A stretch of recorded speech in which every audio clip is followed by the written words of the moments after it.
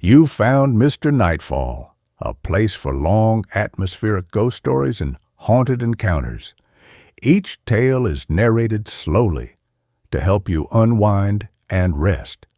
If you enjoy the stories, like, subscribe, and tell us where you're listening from tonight. Get comfortable, relax, and let the night unfold. Story 1. I downloaded an app to record my sleep talking. It recorded a conversation between me and someone under my bed. I am a rational man. I work in logistics. I deal with spreadsheets, shipping containers, and hard data. I don't believe in ghosts. I don't believe in demons. And I certainly didn't believe that my one-bedroom apartment on the 5th floor of a secure complex was anything other than a box of drywall and IKEA furniture.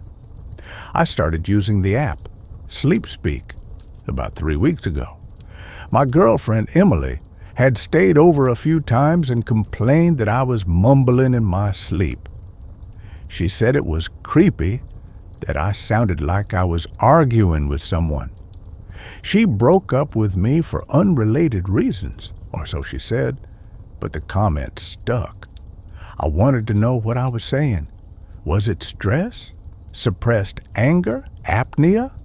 The app is simple. It runs in the background.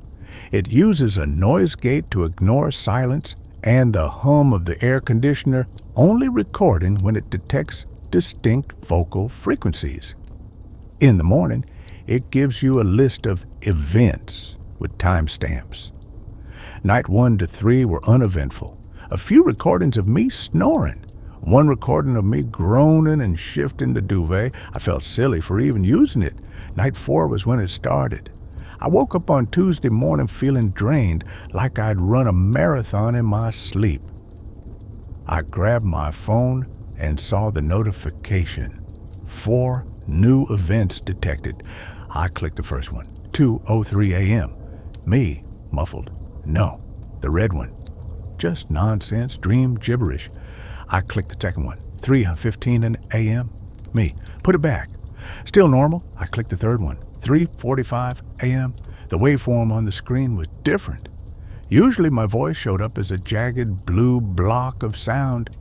This recording had that, but intertwined with it was a second, much thinner, sharper red spike. I pressed play. Me, groggy. It's too tight. Silence for 3 seconds. Voice B, it has to be tight, or it won't fit. I dropped the phone on my duvet. My heart did a somersault in my chest. I sat there in the morning light, staring at the screen. The voice, it wasn't Emily. It wasn't a neighbor shouting through the wall. It was a whisper, a dry, rasping whisper. And the audio fidelity was terrifying. It sounded like the source was inches from the microphone. My phone charged on my nightstand right next to my head. I played it again.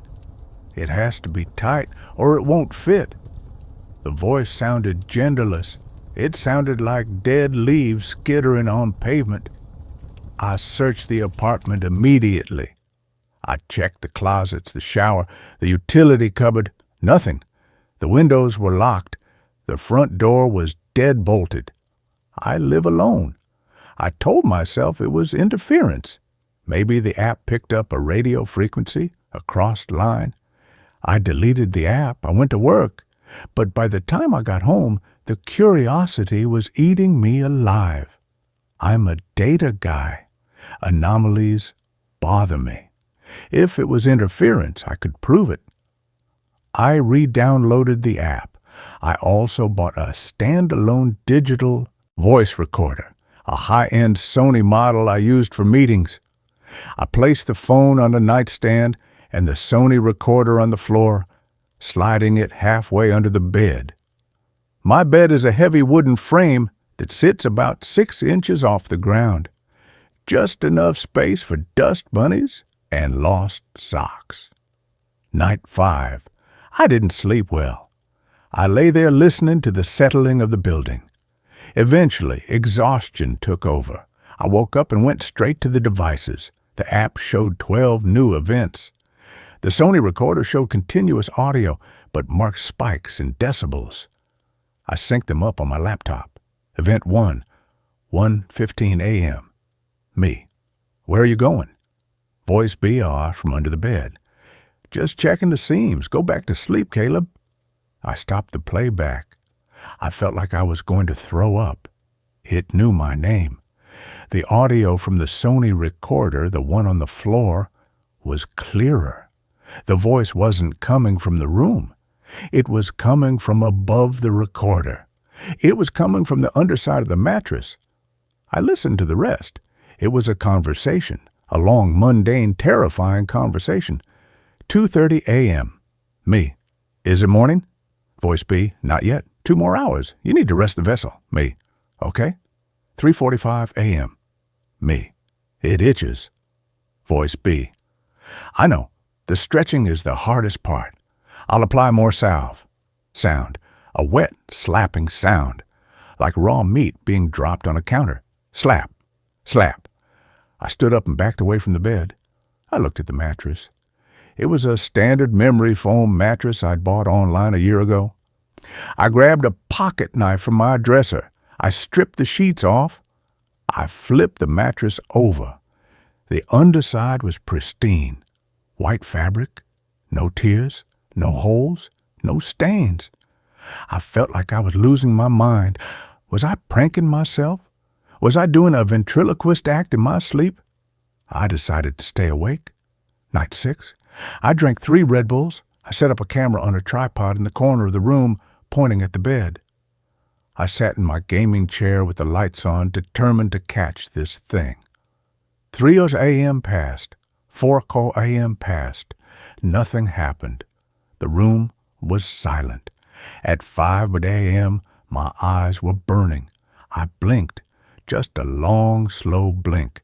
When I opened them, sunlight was streaming through the blinds. I panicked. I looked at the clock. 9:30 a.m. I had fallen asleep in the chair. I rushed to the camera. It was off. The battery was dead. That was impossible. I had plugged it into the wall AC adapter. I checked the outlet.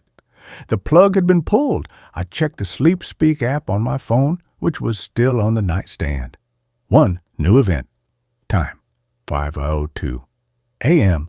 2 minutes after I closed my eyes. I pressed play. Voice B. He is trying to see us. Me. Voice sounded different, flatter. He is scared. Voice B. He should be. We are not ready for the transfer. The skin is still too tight around the shoulders. Me. I will eat more. Expand the surface area. Voice B. Good. Now, delete the video. I heard the sound of footsteps on the recording. My footsteps. The story ends here. Let's begin the next one. The Archive of the Unclaimed. I am writing this statement on a piece of paper I stole from the lobby of a police station in Nebraska. I don't live in Nebraska. I don't know anyone in Nebraska. But I drove until my car ran out of gas. And this is where I stopped. My hands are stained black. No matter how much I scrub them with industrial soap, the blackness doesn't come off. It's not ink. It's not oil. It's underneath the skin. If you are reading this, do not take the job at the Sub-Level 4 storage facility in Detroit. If you see an ad on a telephone pole or a Craigslist post asking for a night archivist with a pay rate of $40 an hour, cash, close your eyes. Walk away. Forget you ever saw it. I was 26 years old. I was a dropout with a mountain of debt and a landlord who liked to bang on my door at 6 a.m. asking for rent money I didn't have. I was desperate. That is the word that defines everyone who ends up at the archive. Desperation. I met the hiring manager, a man named Mr. Calloway, in a portable office trailer sitting in the middle of a fenced-off concrete lot. He was a small man, bald with glasses so thick his eyes looked like tiny black beads swimming in water. He didn't ask for a resume. He didn't ask for a background check. "Can you lift 50 pounds?" he asked. His voice was dry, like sandpaper rubbing together. "Yes," I said. "Are you claustrophobic?" "No." "Do you have family that checks on you daily?" "No," I lied. I had a mom in Ohio, but we hadn't talked in months. "Good," Calloway said. He stamped a piece of paper. "You start tonight, 8 p.m. to 4 a.m. Your job is simple. You walk the rows. You check for moisture. You check for structural integrity of the boxes. And you never, under any circumstances, open a box marked with a red tag." "What's in the boxes with red tags?" I asked. Calloway looked up. His beady eyes went cold. "Personal effects of the unclaimed. Things the state doesn't know what to do with, but can't destroy. Just check the humidity, kid. Don't be a hero." The facility wasn't a building. It was a hole. To get to work, I had to take a freight elevator that rattled and screamed as it descended. It took 3 full minutes to get to the bottom, sub-level 4. It was deep enough that the air felt heavy. It pressed against your eardrums. It smelled of old paper, mildew, and something sharp and metallic, like pennies that had been soaking in vinegar. The archive was massive. It was a concrete cavern filled with endless rows of metal shelving. The shelves went up 20 feet, reaching the dark ceiling where flickering fluorescent tube lights buzzed like dying insects. The rows stretched back so far you couldn't see the end. It was a labyrinth of cardboard and steel. My station was a small desk near the elevator. I had a flashlight, a clipboard, and a radio that only received static. The first week was agonizingly boring. I walked the rows. My footsteps echoed, creating a slap, slap, slap sound that bounced off the concrete walls. I shined my light on thousands of boxes. Most were white bankers' boxes with boring labels. Tax records 1998, city plan and debt, court transcripts. It was quiet, the kind of quiet that hurts. If I stopped walking, I could hear the blood rushing in my ears. I could hear the hum of the ventilation system, which sounded like a giant beast breathing in its sleep. The weirdness started on the second Monday. I was in row 40, a section called the Deep Stacks. This was where the older boxes were. The air was colder back there. The lights were dimmer. I was checking a shelf when I heard it. Scritch, scritch, scritch. It sounded like a mouse scratching that cardboard. "Great," I muttered. "Rats." I took my flashlight and followed the sound. It was coming from a box on the bottom shelf. It was an old box, brown and sagging. It had a red tag. The label on the tag was handwritten in faded black marker. Item, Gas 8490. Unknown. Origin, recovered from Site B. I crouched down. The scratching was coming from inside the box. Scritch, scritched. Then it stopped. "Hello?" I whispered. I felt stupid talking to a box. A voice whispered back. It wasn't a rat. It was a human voice, a woman's voice. "It's so tight," she whispered. "My fingers are breaking." I fell backward, landing hard on the concrete. I scrambled away, shining my light on the box. It sat there, motionless. "Who's there?" I shouted. My voice cracked. Silence. I stood up, shaking. I told myself it was the acoustics, the ventilation fans playing tricks on my tired brain. I marked check for rodents on my clipboard and practically ran back to my desk. I didn't tell Calloway. I needed the money. I couldn't lose this job over a hallucination. 3 nights later, the leaking started. I was doing my rounds in row 12. I smelled it before I saw it. It smelled like rotten lilacs and burnt hair. It was a thick, cloying scent that coated the back of my throat. I followed the smell to a shelf at eye level. There was a box with a red tag. Label, family case. 102, evidence. A black liquid was oozing out of the bottom corner of the box. It wasn't water. It was thick, viscous, like tar or molasses. It dripped onto the floor with a heavy plop, plop, plop. I shone my flashlight on the puddle. The black liquid was moving. It wasn't flowing downhill. It was swirling, bubbling, as if it was boiling, but the room was freezing cold. As I watched, the puddle stretched out a thin tendril, like a finger, reaching toward the toe of my boot. I stepped back. Nope, nope, nope, nope. I grabbed my radio. Calloway? Mr. Calloway, are you there? Static. I walked back to the desk to use the landline phone. It was dead. No dial tone, just a low, rhythmic thumping sound on the line, like a heartbeat. I went back to row 12 with a roll of duct tape.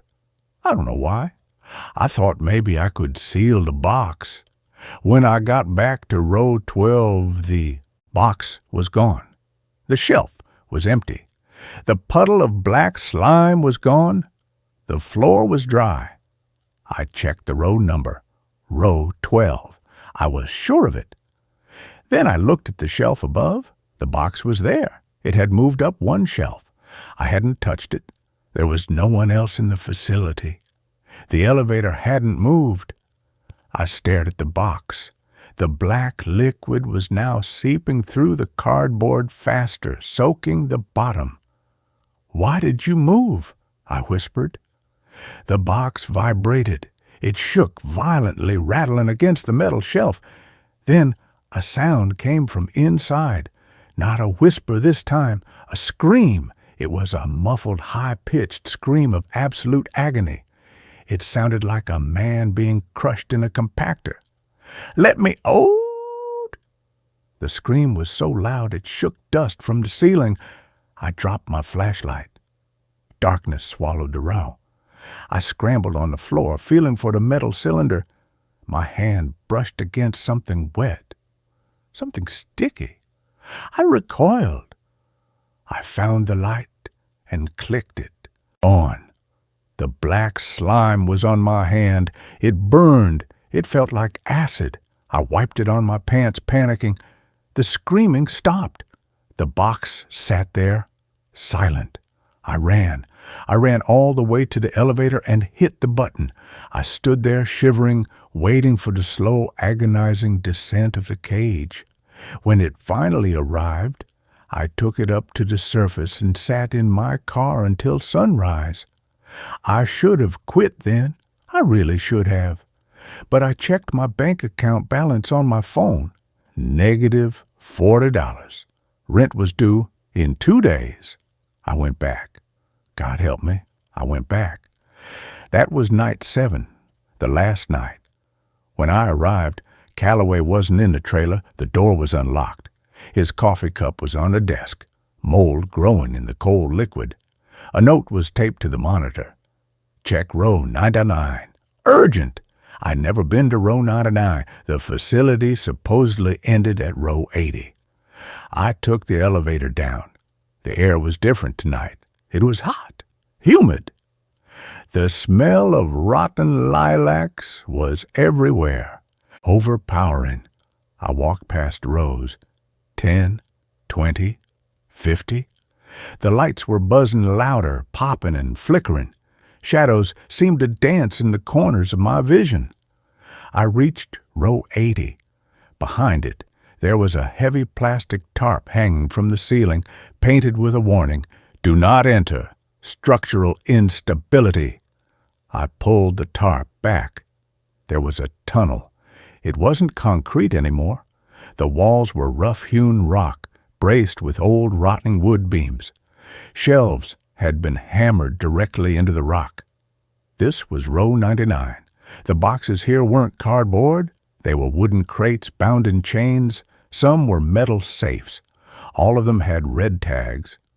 But the tags didn't have numbers anymore. They had names: Allison, Michael, the Traveler, Subject 4, and they were all leaking. The floor of the tunnel was covered in inches of the black sludge. It rippled like a dark ocean. I stepped onto a wooden pallet to keep my boots dry. "Hello?" I called out. "Mr. Calloway?" I heard a splashing sound further down the tunnel. I shone my light. Mr. Calloway was standing at the end of the tunnel facing the wall. He was standing shin deep in the black slime. "Mr. Calloway," I said, stepping closer, "we need to get out of here. It's flooding."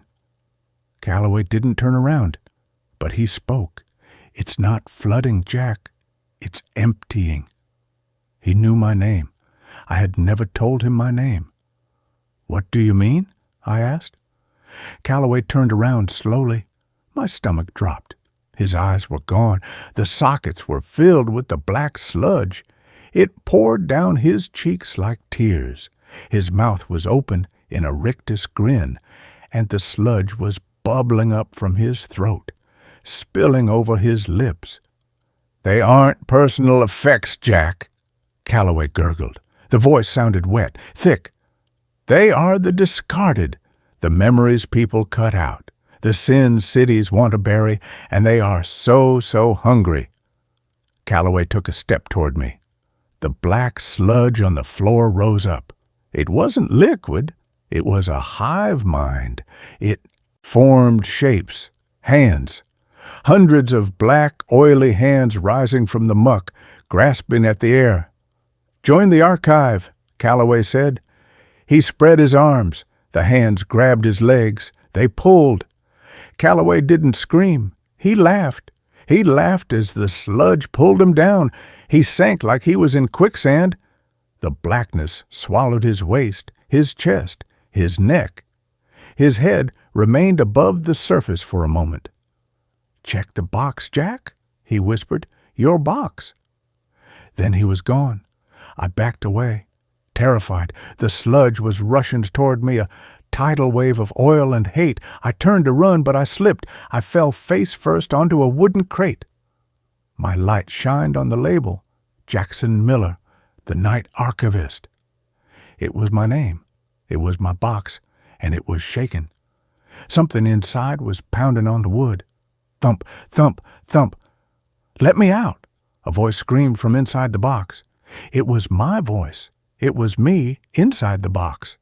I stared at it, paralyzed. How could I be in the box if I was standing here? The lid of the crate began to pry open. Black fingers curled over the edge. A face pushed its way out. It was my face, but it was made of the black slime. It had my eyes, my nose, my mouth, but it was melting, shifting. "You're late for your shift," the thing that looked like me hissed. I scrambled backward. The sludge on the floor grabbed my boot. It burned. It felt like it was eating through the leather. I kicked my foot loose, leaving the boot behind. I ran. I ran back through the tunnel, past the tarp, into the concrete section. The archive was alive. Every box in every row was rattling, millions of boxes, a cacophony of scratching, screaming, and crying. The noise was deafening. It sounded like a stadium full of people burning to death. The black liquid was pouring from the shelves, creating waterfalls of slime. I sprinted for the elevator. My sock was soaked in the sludge. My foot felt numb, dead. I reached the elevator. I hit the button. Nothing happened. I hit it again. "Come on, come on!" I looked back at the rows. A wave of blackness was rushing down the main aisle. At the crest of the wave was Calloway, or what was left of him. His body was fused with others. Faces I didn't know, women, children, men, all screaming in unison. "The Unclaimed!" the collective voice roared. I pried the elevator doors open with my fingers. The car wasn't there. It was still at the top. There was a ladder in the shaft. I didn't hesitate. I jumped for the ladder. I climbed until my muscles screamed. Below me, the sludge filled the elevator shaft. It was rising. I could hear them climbing the ladder behind me, wet, slapping sounds. Slap, slap, slap. "We remember you, Jack," the voices whispered from the dark below. "We have your debt. We have your fear." I reached the top, sub-level 1, then the lobby. I burst out of the shaft door and rolled onto the linoleum floor of the loading dock. It was night outside. The air was cool. I ran to my car.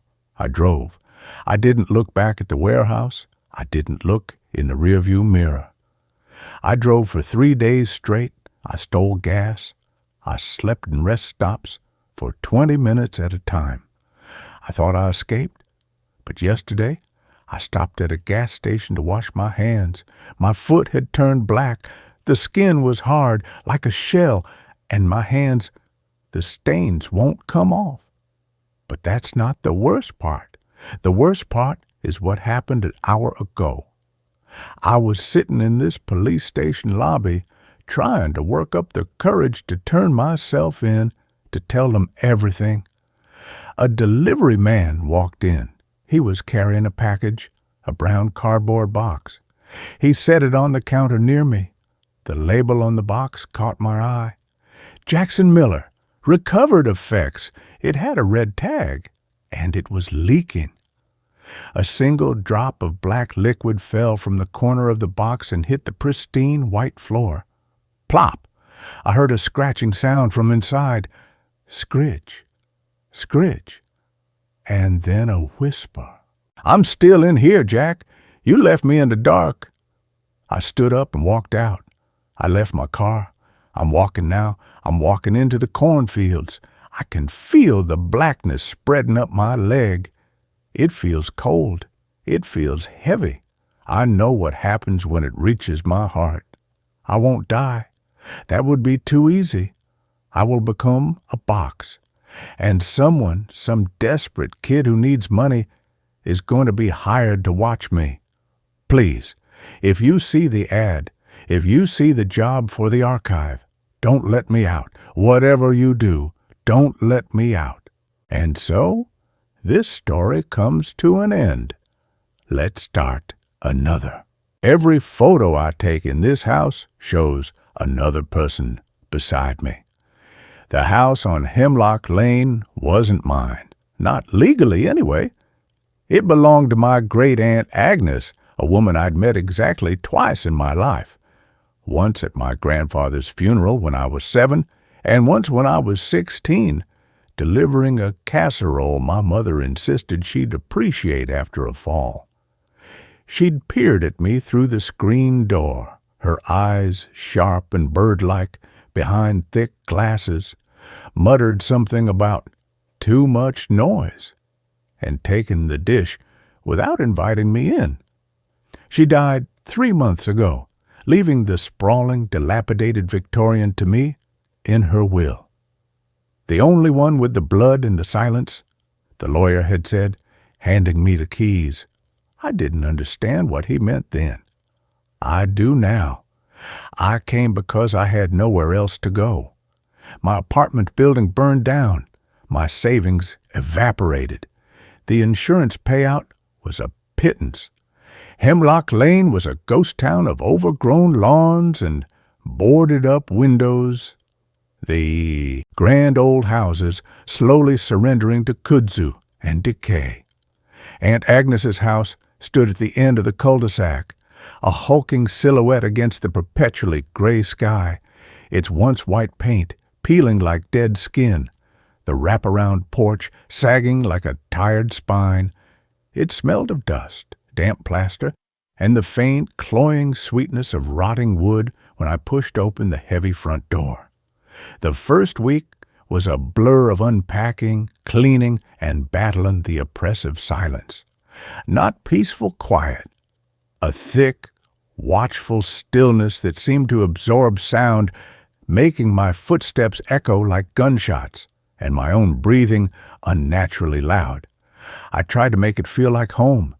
I hung my few framed photos, vacations, friends, my old dog, on the faded floral wallpaper of the parlor. I bought groceries, filled the empty cupboards. I even tried to take a picture of the overgrown garden using my phone just to document the work that needed doing. That's when it started. I snapped the photo, angling the phone to capture the skeletal remains of what might have been a rose arbor. When I looked at the screen, my blood froze. There, standing just behind my left shoulder in the frame, was a woman. She was tall and gaunt, dressed in a high-collared, old-fashioned black dress that seemed to absorb the weak afternoon light. Her face was pale, almost translucent, with deep-set eyes that held a sorrow so profound it made my chest ache. She wasn't looking at the camera. She was looking at me, her expression one of quiet, desperate longing. I spun around, heart hammering against my ribs. The garden was empty, just tangled vines and the sigh of wind through dry leaves. I looked back at the phone. The woman was gone. Only the overgrown garden stared back. I deleted the photo, told myself it was a glitch, a lens flare, a trick of the light and shadow, stress, grief for a woman I barely knew, manifesting in my peripheral vision. It made sense, sort of. The next day, I tried again. Inside this time, I stood in the center of the dusty parlor, my phone raised, aiming to capture the grand cobweb-draped staircase. Click! I looked at the screen. There she was again. Not behind me this time. Standing at the bottom of the staircase, one hand resting on the newel post, her head tilted as if listening. Her eyes, those deep, sorrowful eyes, were fixed on the camera, on me. I whirled around. Nothing, just the empty stairwell, the dust motes dancing in the single shaft of light from a high window. I deleted the photo faster this time. My hands were trembling. It became a compulsion, a test. I'd take a picture of the empty kitchen. The woman would be at the sink, her back turned, shoulders slumped. A shot of my bedroom doorway. She'd be framed in it, one pale hand on the jamb, looking into the room with that same heartbreaking yearning. A selfie in the bathroom mirror? There she'd be, reflected behind me, closer than before, her face almost touching my shoulder, her eyes wide and pleading. Always the same woman, always in black, always radiating that profound, silent sorrow, and always only visible in the photograph, never in reality, never when I turned around. I stopped deleting them. I started a folder on my phone labeled Glitches. I told myself I was documenting the anomaly, studying it, but I knew the truth. I was feeding it, giving it attention. The house seemed to respond. The silence deepened. The cold spots became more frequent, lingering near the places she appeared in the photos. The faint scent of old roses and dust, a smell that wasn't there before, began to cling to certain rooms after I took a picture. Research became my obsession. The local historical society archives were musty and dim. The house was built in 1890 for Silas Crowe. His wife, Eleanor, died of consumption in 1905. They had one daughter, Clara. Clara vanished in 1913 at the age of 12. Nobody ever found. Presumed runaway, or worse. The single faded. Photograph in the file showed a stern-faced man, a frail woman, holding a little girl with dark braids and wide, solemn eyes. The woman in my photos wasn't Clara. She was older. She was Eleanor. But Eleanor died in 1905. Why was her ghost, if that's what she was, appearing now? tethered to my presence, my camera. The realtor who'd handled the sale called one afternoon, his voice unnaturally bright. Just checking in on the Hemlock Lane property, settling in all right? There was a forced cheerfulness that set my teeth on edge. Fine, I said, my eyes darting to the phone screen, open to the glitches folder. It's quiet. He chuckled, a dry, brittle sound. Oh, it's quiet all right, always was. Old Agnes. She kept to herself. Never had visitors. Said the house didn't like noise, didn't like company. He paused. You haven't been taking many pictures, have you? My blood ran cold. Why do you ask? A long silence, then softer, almost a whisper. Just be careful. That house. It remembers faces. It keeps them. Agnes, she stopped taking pictures years ago. Said the developed ones always showed extras. He hung up before I could ask more. Extras. The word echoed in the suffocating silence of the parlor. Aunt Agnes knew. She'd lived with this. She'd learned to survive by staying silent, by not giving the house anything new to capture, by not inviting witnesses. The photos grew more intrusive, more personal. I took a picture of my coffee mug on the kitchen table. In the photo, Eleanor's hand was resting on the back of the chair beside it, her fingers long and pale. I snapped a shot of my bed to remember to change the sheets. In the photo, she was sitting on the edge of the mattress, her head bowed, her dark hair hiding her face, her shoulders shaking with silent sobs. The cold in the room was so intense I could see my breath. The worst was the bathroom. I needed to document a leak under the sink. I crouched, phone angled downwards. When I looked at the screen, my scream was strangled in my throat. Eleanor wasn't just in the photo. She was in the mirror, reflected behind me, but she wasn't looking at the phone. She was looking directly at my reflection in the glass, and her lips were moving, forming silent words. I played the video back, frame by frame. Her lips shaped two words, over and over. See me. That night, I couldn't sleep. The silence was a physical pressure. I felt watched, not just observed, but studied, catalogued. I lay in the dark, listening to the old house groan, every creak sounding like a footstep, every sigh like a breath against my neck.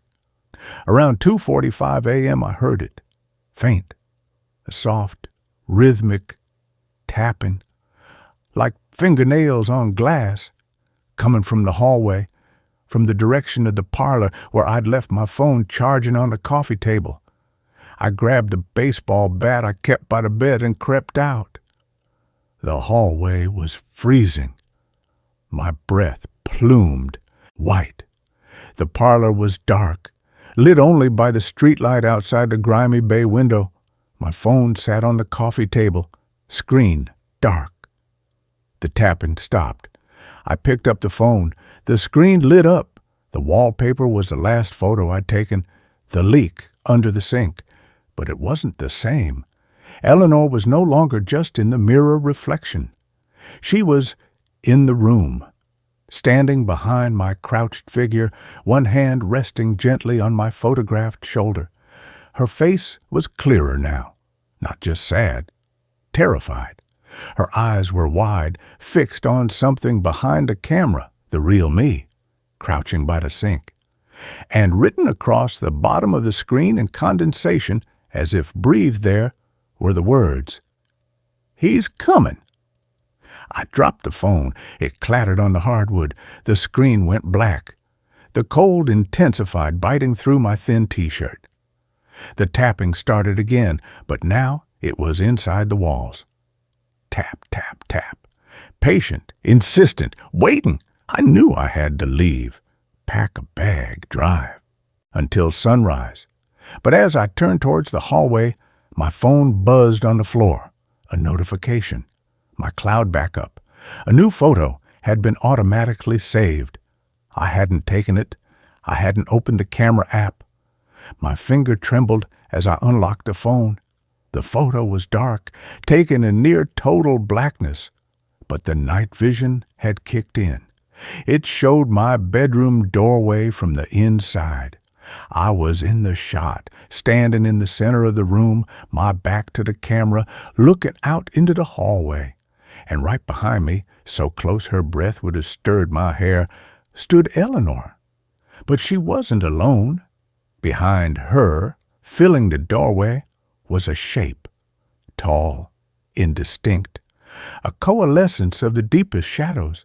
But I could see the thick, rope-like cord hanging from its neck, swaying slightly. Its face was a featureless void, but I felt its gaze, a wave of pure, malicious hatred that stole my breath. It was looking past Eleanor, past the photo me, directly at the real me holding the phone, and its long, shadowed hand was reaching out, not towards me, but towards Eleanor's shoulder, fingers curled like claws. The caption, auto-generated by the phone's AI, was chillingly wrong. Selfie with friend. I threw the phone against the wall. It shattered, the screen spiderwebbing, but the image remained, glowing faintly in the dark. The cold wasn't just in the room anymore. It was in my bones, a deep, ancient frost. The tapping in the walls became a frantic scratching. Scratch, scratch, scratch, like something trying to get out, or something trying to get in. I ran, not to my bedroom, to the front door. I yanked it open, stumbling out onto the sagging porch. The night air was warm, humid, a shocking contrast to the house's unnatural chill. I didn't look back. I ran down the weed-choked driveway, fumbling for my car keys. I got in, locked the doors, started the engine, and peeled away from Hemlock Lane, the tires spitting gravel. I drove to a 24-hour diner on the other side of town. I sat in a booth under the harsh fluorescent lights, nursing a cup of terrible coffee, trying to calm my racing heart. It was over. I'd left it behind, the photos, the cold, the tapping. It was just the house, just ghost stories amplified by stress and isolation. I pulled out my spare phone, the one I used for work, the one that never went near Hemlock Lane. I needed to call a friend, someone to talk me down. I unlocked the screen. My breath caught in my throat. The background wallpaper wasn't my usual photo of the beach. It was a new image, dark, grainy, taken with the front-facing camera. It showed my face, pale and wide-eyed with terror, reflected in the diner window. And right behind my reflection, leaning in close, her pale hand resting on my photographed shoulder, was Eleanor. Her face was clearer than ever, not sad, not terrified, resigned, and her lips were curved in the faintest, saddest smile. The caption, auto-generated, read, "New profile pic." Adad-de-hi dropped the spare phone like it was scalding hot. It clattered on the sticky linoleum. The diner noise, the clatter of dishes, the murmur of conversation, faded into a dull roar. The cold from the house wasn't just following me, it was inside me. The house hadn't just captured my image, it had captured me, my presence, my very essence. And it had shared it with her, with Eleanor, and with the thing that watched from the shadows behind her. I didn't go back to the house that night. I got a room at a cheap motel, paid cash, took a long scalding shower, and sat on the edge of the bed with all the lights on. I tried to delete the photo from the spare phone. It wouldn't delete. The file was corrupted, locked. iFactory reset the phone. When it rebooted, the photo was back. My terrified face in the diner window, Eleanor's hand on my shoulder, the sad smile. The next morning, I drove back to Hemlock Lane, not because I wanted to, because I had to. The photos, they weren't just showing her, they were showing us. Together, the house wasn't haunted by Eleanor, it was haunted by her loneliness. And it had found a new companion, me. My camera hadn't been a window into the spirit world, it had been a door, and I kicked it wide open. I walked back into the silent house. The cold enveloped me like a familiar shroud. The scent of old roses and dust was strong. I didn't go to the parlor, I went straight to the attic. Aunt Agnes's domain, the door was stiff, the hinges screaming in protest. Dust motes danced in the single beam of light from the small dormer window. The room was filled with trunks, old furniture draped in sheets, and boxes labeled in Agnes's spidery hand. And on a small rickety desk in the corner sat a camera, an old boxy film camera covered in dust. My hand shook as I picked it up. It was heavy, cold. I opened the back. A roll of film was loaded, half exposed. I didn't have a key. I didn't have a plan. I just knew I had to see. I had to know what Agnes had seen, what she'd been forced to document. I found a photo lab in the next town over, a place that still developed old film. The clerk, a bored teenager with purple hair, barely glanced at the camera. "Old film's tricky," she mumbled, taking the roll. "Might be degraded, might be nothing." I sat in my car for 3 hours. When I went back, she handed me a small envelope. "Weird stuff," she said, her eyes narrowed. "Like double exposures, but not. Looks like someone's grandma photoshopped ghosts into them. Creepy." I drove to the park, sat on a bench under a willow tree. My hands were numb as I opened the envelope. The photos spilled out, black and white, faded, grainy. The first one showed a young Agnes, maybe 20, standing on the front porch of Hemlock Lane, smiling stiffly at the camera. Behind her, in the open doorway, stood Eleanor, not transparent, solid, real, her hand on Agnes's shoulder. Agnes's smile didn't reach her eyes. They were wide with fear. The next photo, Agnes in the kitchen, washing dishes. Eleanor standing right behind her, looking into the sink, her reflection visible in the wet porcelain. Agnes's knuckles were white on the dish rag. Another, Agnes, sleeping in a bed that looked like my current one. Eleanor sitting on the edge, one hand resting on Agnes's covered arm. Agnes's face was turned away, but her body was rigid. The last photo in the roll was the worst. It was taken in near darkness like my own phone photo. It showed Agnes, much older now, standing in the attic doorway, holding the very camera I'd found. Her face was gaunt, haunted, and behind her, filling the attic space, wasn't just Eleanor. Dozens of figures, men, women, children, all in clothes from different eras, all pale, all with those same deep-set, sorrowful eyes, all looking at Agnes, and standing directly behind her, his shadowed hand resting on her thin shoulder, was the tall figure with the rope around his neck, the thing from my photo. His void-like face was turned towards the camera, towards me, holding these photos decades later, a silent promise. On the back of the last photo, in Agnes's shaky hand, was written, "They want to be seen.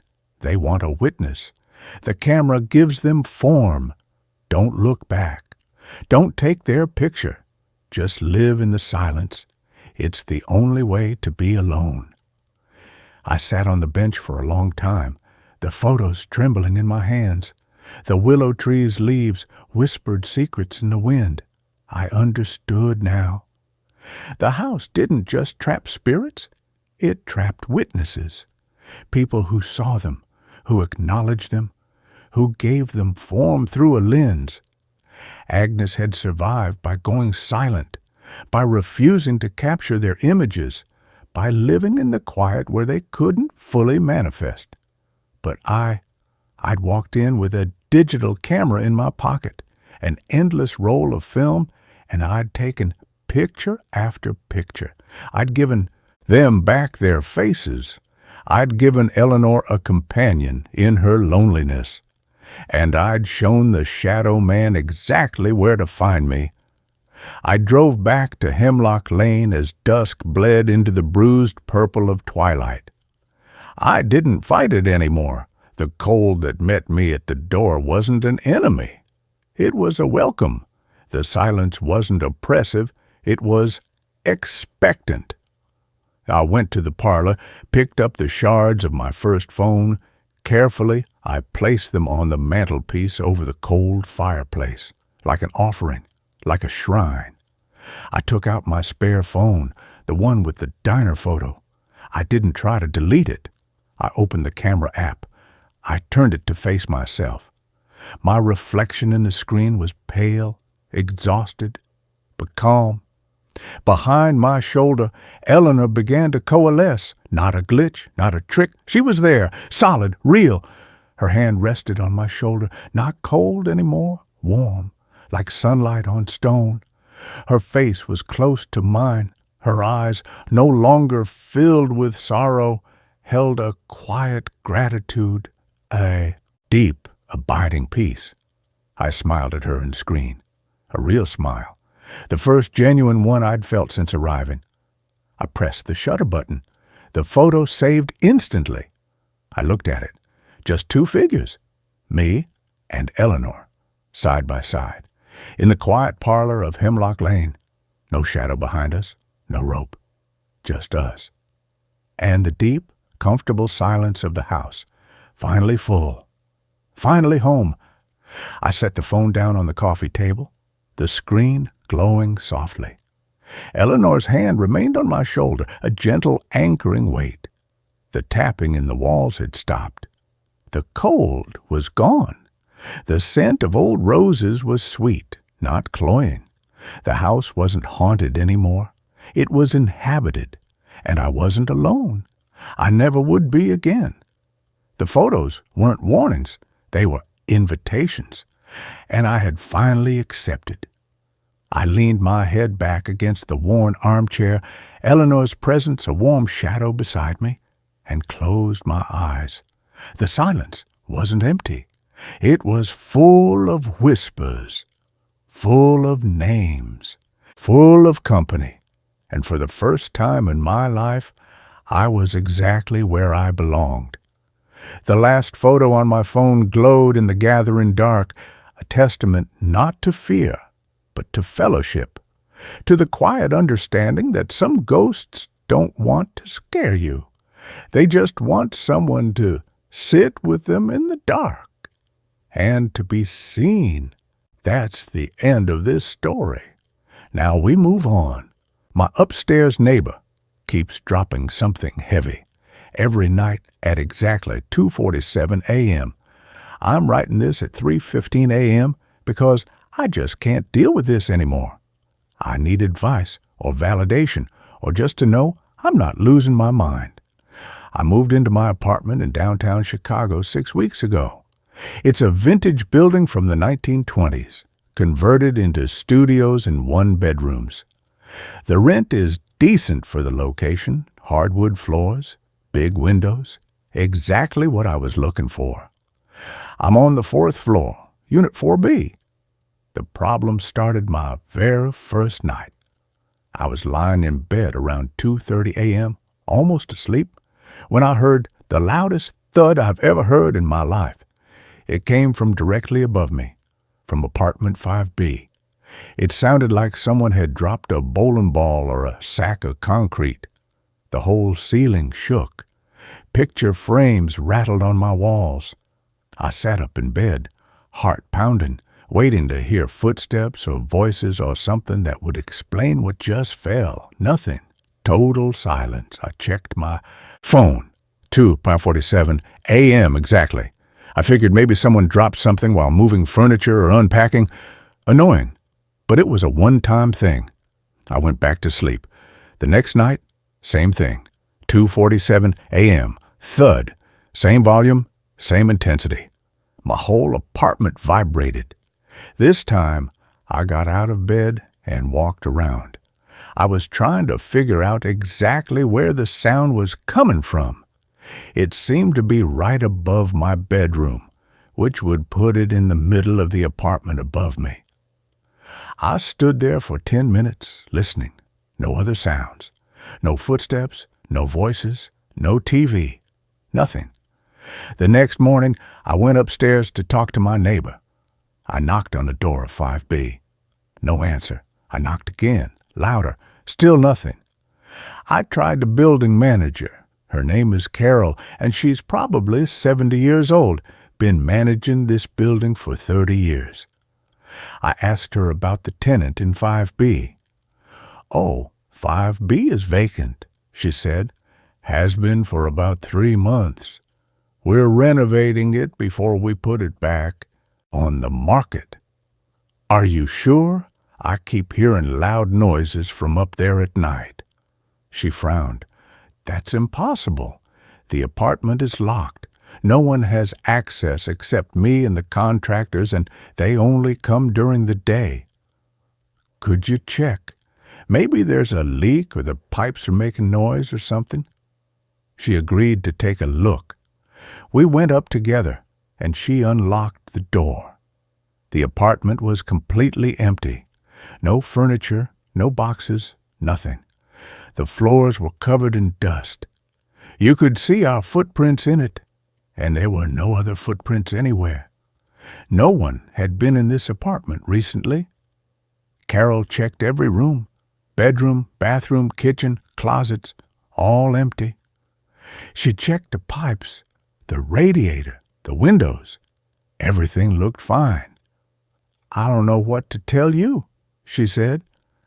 "There's nothing here that could make a loud noise. Maybe it's coming from a different apartment, and the sound is traveling funny through the building. Old buildings do that." That made sense, I guess. Sound can be weird in old buildings. I thanked her and went back to my apartment. That night, 2:47 a.m. Thud. I grabbed my phone and opened the recording app. I wanted to document this. The next night, same thing. I recorded it. When I played it back, you could clearly hear the thud. It was loud, deep, and it was definitely coming from above. I started keeping a log. Every single night, without fail, at exactly 2:47 a.m., the thud happened. Not 2:46, not 2:48, exactly 2:47. After a week of this, I was exhausted. I wasn't sleeping well. I'd lie awake from about 2:30 onwards, tensed up, waiting for it. Even when I tried to fall asleep earlier, I'd wake up right before it happened, like my body was anticipating it. I posted about it on Reddit, on a subreddit for apartment living. Most people said it was probably pipes, or the building settling, or maybe an animal in the walls. A few people suggested it might be a prank. Someone with access to the empty apartment messing with me. That got me thinking. I asked Carol if I could have a key to 5B just for a week so I could investigate. She was hesitant, but eventually agreed, as long as I promised not to disturb anything since they were planning to renovate. That night, at 2:45 a.m., I went upstairs with my phone and a flashlight. I unlocked the door to 5B and went inside. The apartment had the same layout as mine. Bedroom on the right, bathroom straight ahead, kitchen and living area to the left. I went to the spot directly above where I sleep, which would be the middle of the bedroom.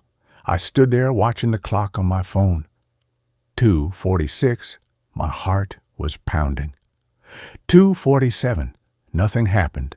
I waited. Still nothing. No thud, no sound at all. Just silence. I walked through the entire apartment, checking every room. Nothing. No sound anywhere. Then I went back downstairs to my apartment. I lay down on my bed and checked my phone. 2:52 a.m. Had I somehow missed it? Was the sound not happening anymore? I was about to turn off my light when I heard it. Thud, right above me. I checked the time. 2:53 a.m. But I had just been up there. The apartment was silent at 2:47. So why did the thud happen at 2:53, 6 minutes later? Unless it didn't happen at the same time for everyone. The next night, I tried an experiment. I set up my phone to record in my bedroom, then went upstairs to 5B at 2:45. I recorded on my laptop up there too. At 2:47, nothing happened in 5B. I stayed until 2:55, then went back downstairs. I checked my phone recording. At 2:47, you could hear the thud, clear as day. But on the laptop recording from 5B, there was nothing. Complete silence. The sound was only happening in my apartment, or at least only I could hear it. That should have made me feel crazy, but actually it made me more convinced something was really wrong. Because my phone recordings proved the sound was real. It wasn't in my head. It was actually happening. I started researching the building's history. It was built in 1924, originally a hotel. In 1952, it was converted to apartments. I found old newspaper articles, building permits, historical society records. Then I found something interesting. An article from 1976, Tragedy at Riverside Apartments. A woman named Dorothy Kelvin had lived in apartment 5B. She was 34 years old, worked as a nurse. One night, she'd fallen in her apartment and hit her head on the corner of her dresser. She died from the head injury. Her body wasn't found for 3 days. The article said she was estimated to have died around 3 a.m. based on the coroner's report. I kept digging. I found Dorothy's obituary. There was a photo. A woman with dark curly hair smiling at the camera. She looked kind. The obituary said she was survived by her mother and a sister. I tried to find more details about how she died, but there wasn't much. Just that she'd fallen, hit her head, and died alone in her apartment. I thought about it. If she fell around 3 a.m. and I was hearing a thud at 2:47 a.m., that was 13 minutes before. Maybe the clocks were off in 1976? Or maybe I had the time wrong. I went back through all my recordings. Every single one was at 2:47 a.m. exactly. Then I had another thought. What if it wasn't when she fell? What if it was something else? I started having dreams. Weird, vivid dreams. I'd be in my apartment, but it would look different. The walls were a different color. The furniture was old-fashioned. I'd hear footsteps above me, pacing back and forth. Then a door would open, and the footsteps would come downstairs. In the dream, I'd get out of bed and walk to my door. I'd open it and look out into the hallway. There'd be a woman standing there, dark curly hair, wearing a nurse's uniform. She'd look at me and put her finger to her lips. Shh. Then I'd wake up, always at exactly 2:47 a.m., right as the thud happened. After 2 weeks of this, I was barely functioning. I was calling in, sick to work, sleeping during the day, avoiding my apartment at night. My friends were worried about me. One suggested I see a doctor, maybe get sleeping pills. I decided to try one more thing. I went to the library and looked through the archives of old newspapers on microfiche. I was searching for anything else about Dorothy Kelvin or apartment 5B.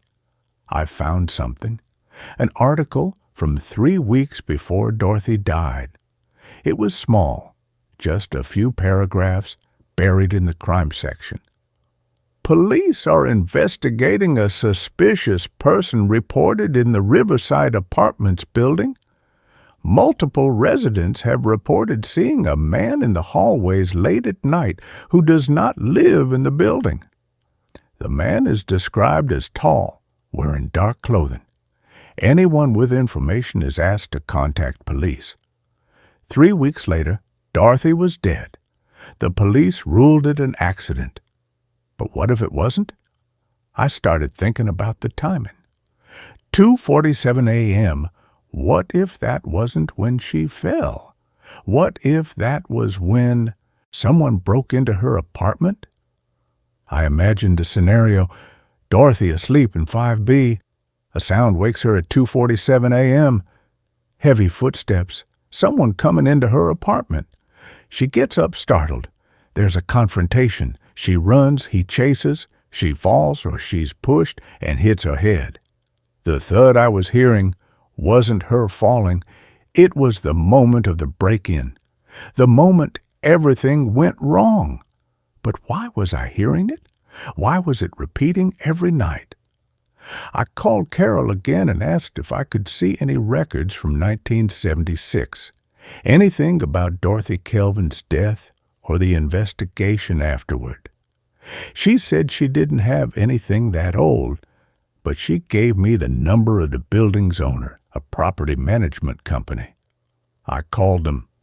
The woman who answered said she'd have to check their archives. A week later, she called me back. They did have some files from 1976. She could send me copies. When the copies arrived, I went through everything. Maintenance records, tenant complaints, police reports.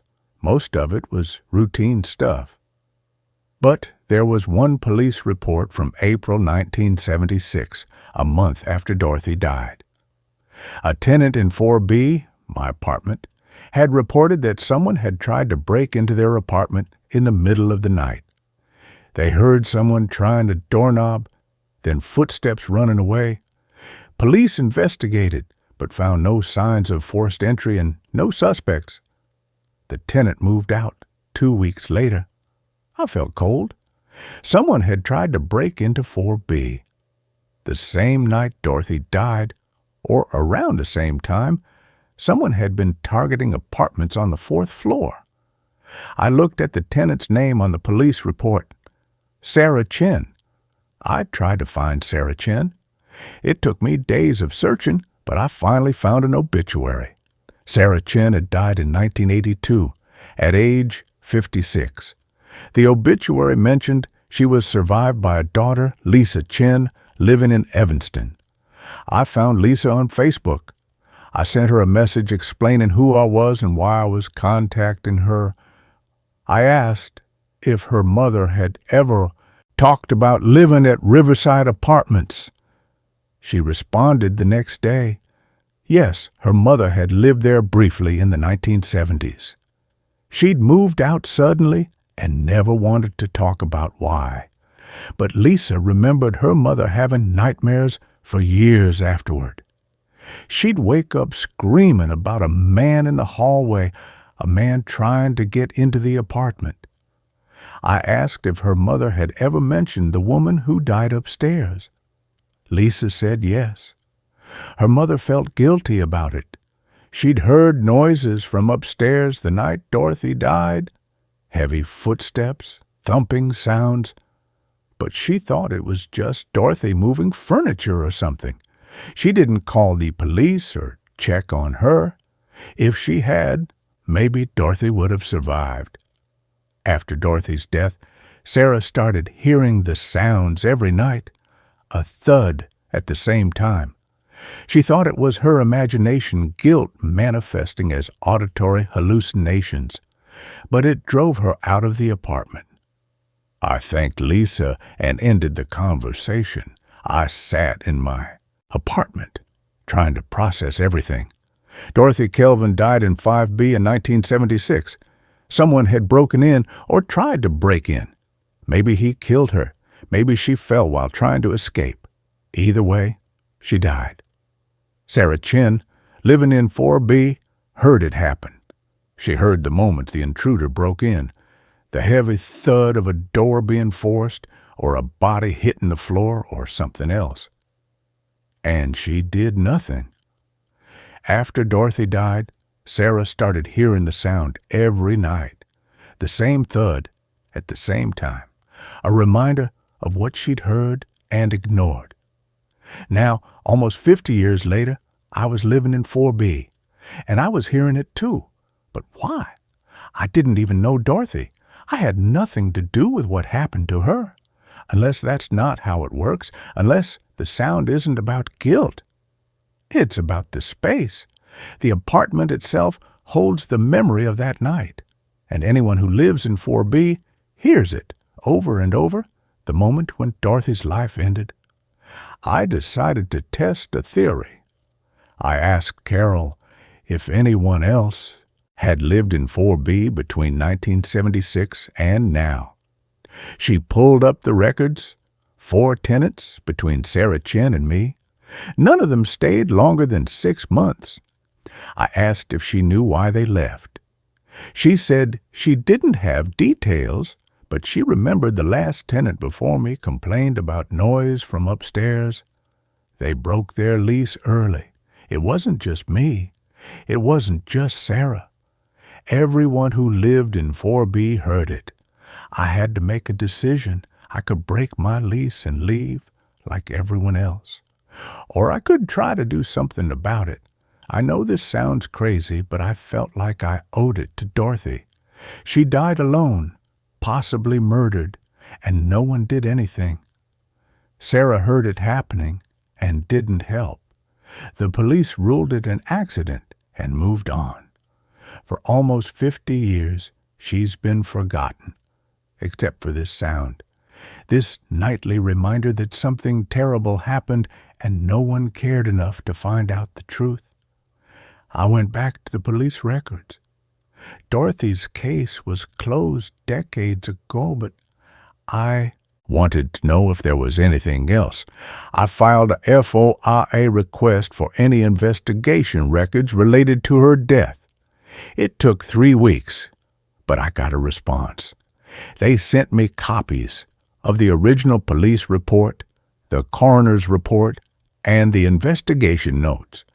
The police had investigated it as a possible homicide initially. Dorothy had defensive wounds on her hands. There were signs of a struggle, but there were no witnesses, no suspects, and no forensic evidence that could prove someone else had been there. Eventually, they ruled it an accidental death due to lack of evidence. But one detective's notes stood out. He'd written, "Victim's neighbor in 4B reported hearing disturbance around 2:45, 3 a.m., but did not investigate. Could not definitively establish if disturbance was related to victim's death. No other witnesses." Sarah had told the police she heard something, but she didn't check, and the police couldn't prove it mattered. There was also a note about a suspect. Person of interest, building maintenance worker, Thomas Alvin, 28. Multiple tenants reported Alvin had made inappropriate comments to female residents. Alvin quit job 3 days after victim's death, unable to locate for interview. Thomas Alvin, a maintenance worker who had access to all the apartments, who'd been creeping out female tenants, who disappeared right after Dorothy died. I searched for Thomas Alvin. I found a record of him in the Illinois Criminal Database. He'd been arrested in 1978, 2 years after Dorothy's death, for breaking and entering. He served 3 years in prison. After that, the record went cold. I searched for obituaries, death records, anything. I finally found a death certificate. Thomas Alvin died in 2003, age 55, in Indiana. Cause of death: liver failure. He was dead. If he had killed Dorothy, he'd never been punished for it. He'd lived another 27 years and died of natural causes. I don't know what I expected to happen after I found all this out. Some kind of closure, maybe. A feeling that I'd solved a mystery. But that night, at 2:47 a.m., the thud still happened. I got out of bed and stood in the middle of my room, right under where the sound came from. I spoke out loud, feeling ridiculous, but needing to do something. "Dorothy, I know what happened to you. I know someone hurt you. I'm sorry no one helped you. I'm sorry you were alone." The thud came right on time. But this time, after it, I heard something else. Footsteps, light ones, walking across the floor above me. Then they stopped. My door was locked, but I heard my doorknob turn. Slowly, like someone was testing it, I stood frozen, staring at the door. The knob turned all the way, then released. The footsteps moved away down the hallway outside my apartment. I ran to the door and looked through the peephole. The hallway was empty, but on the floor, right in front of my door, there was something. I unlocked the door and looked. It was a small piece of paper, yellowed with age. On it, in handwriting that looked old-fashioned, were 2 words, "Thank you." I picked it up. It felt real, solid. I brought it inside and examined it. The paper was thin, fragile, like it was decades old. The ink was faded, but legible. I kept the note. I didn't know what else to do with it. That night, for the first time in 6 weeks, the thud didn't happen at 2:47 a.m. I woke up at 2:50, confused by the silence. I checked my phone. It was definitely after 2:47. The sound hadn't happened. I stayed awake until 4 a.m., waiting, but nothing. The next night, same thing. No thud. Complete silence. It's been 3 days now. The sound hasn't come back. I'm sleeping through the night for the first time since I moved in. I don't know what happened. I don't know if Dorothy somehow heard me, if acknowledging what happened to her was enough to give her peace. I don't know if ghosts are real, or if this was all some weird psychological phenomenon related to the building structure and my subconscious knowledge of its history. All I know is that it stopped. Carol called me yesterday. She said something strange happened. The contractors who were supposed to renovate 5B went in to start work, and they found something behind a loose baseboard in the bedroom, a small box, hidden there for decades. Inside the box were personal items, a bracelet, some letters, a photo, all belonging to Dorothy Kelvin. The letters were from her mother, sent right before Dorothy died. One of them mentioned that Dorothy had been scared recently, that she'd told her mother she felt like someone was watching her. Carol asked if I wanted to see the items before she turned them over to the Historical Society. I said yes. The photo showed Dorothy smiling in her nurse's uniform. On the back, in the same handwriting from the note, it said, "First day at County Hospital, 1975. It was definitely her handwriting, which means the note I found was real. Somehow, impossibly, Dorothy had left me a thank you note. I gave everything to the Historical Society, along with all the research I'd done about her death. They're going to create a small exhibit about her life. It's not much, but at least she'll be remembered for more than just how she died. Last night, I had another dream. I was in my apartment, and I heard footsteps above me, but this time they were light, peaceful. I looked up at the ceiling, and I felt calm. When I woke up, I found another note on my bedside table. Same paper, same handwriting. I can rest now. I'm not scared anymore. I don't know if Dorothy's still here or if she's moved on, but I think she knows someone finally cared about what happened to her. Someone tried to find the truth. The building manager told me yesterday that they're going to put up a small plaque in the lobby mentioning Dorothy and other long-term residents who made the building their home.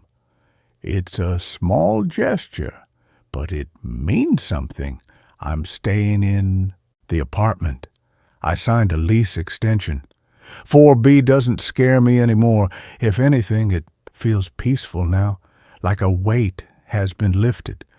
Sometimes at night, I think I hear light footsteps above me, but they're not heavy or menacing. They're just someone walking around their home.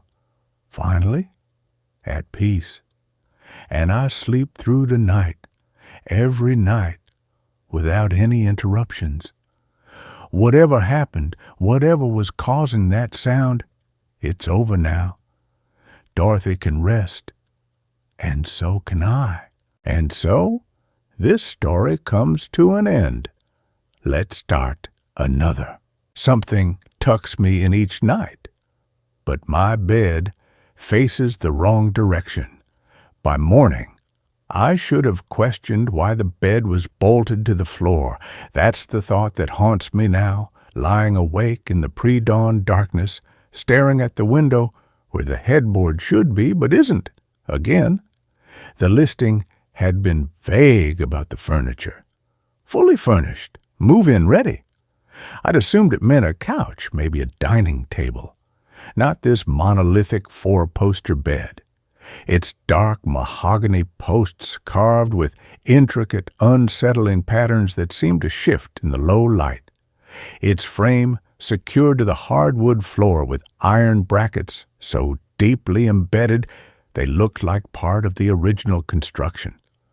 The landlord, a gaunt man named Mr. Voss, who spoke in a voice like dry leaves scraping concrete, had waved off my questions. Previous tenant was particular about orientation, he'd said, avoiding my eyes.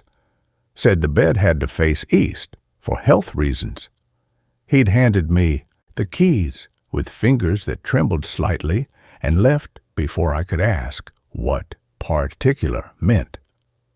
The first night, I was too exhausted to care. After 3 weeks of sleeping on a friend's lumpy sofa, even a bed bolted to the floor felt like luxury.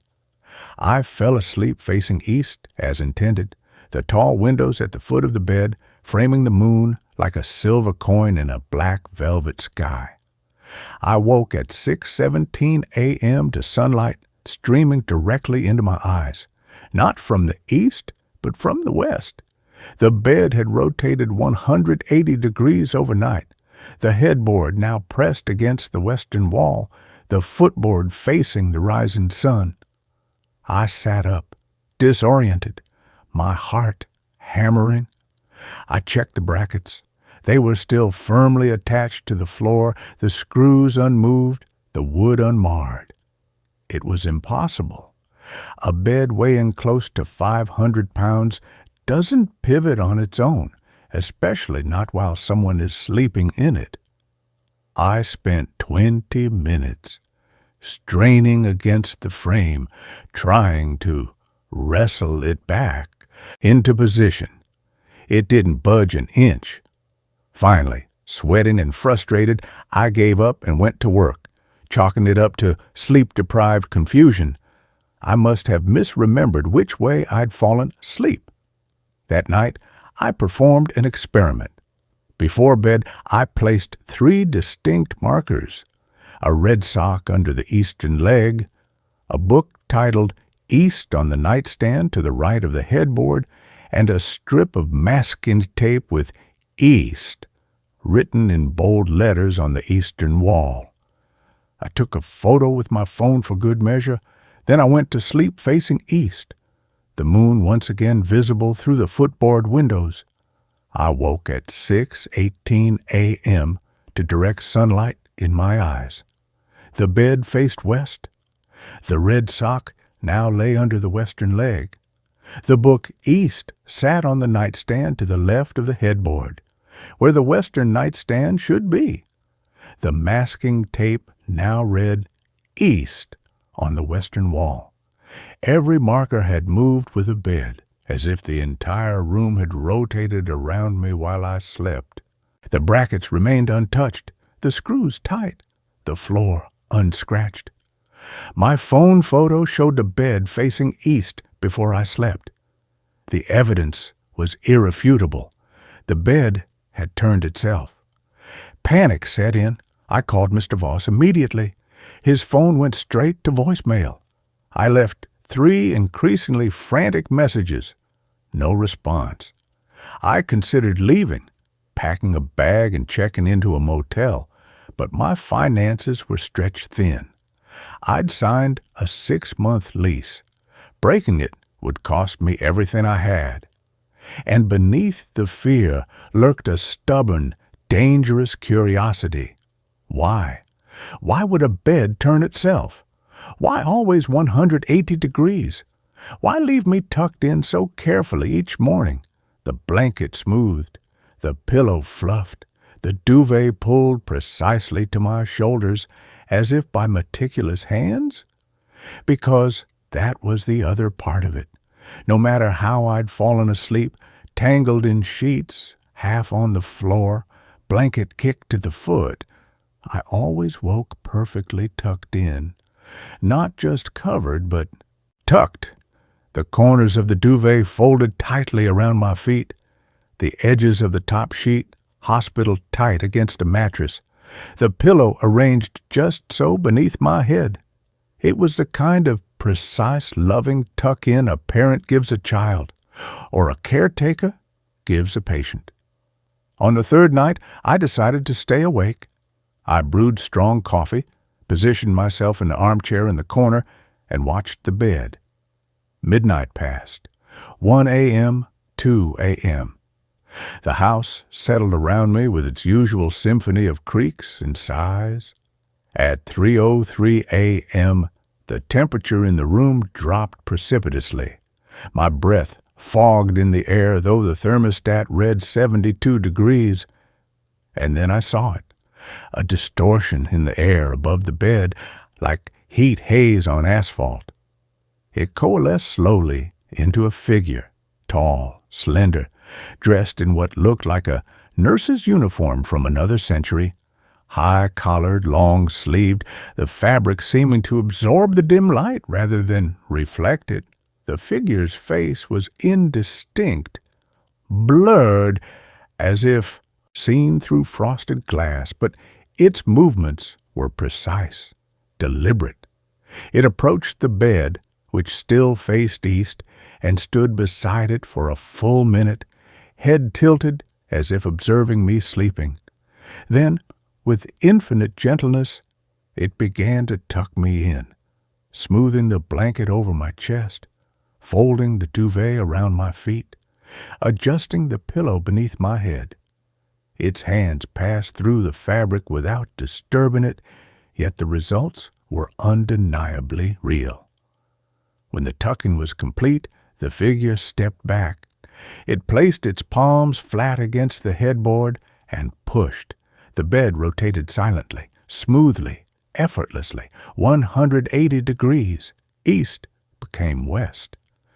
The figure watched for a moment, then dissolved into the shadows near the western wall, leaving only the scent of antiseptic and old linen hanging in the frigid air. I didn't sleep the rest of that night. At dawn, I drove to the county records office.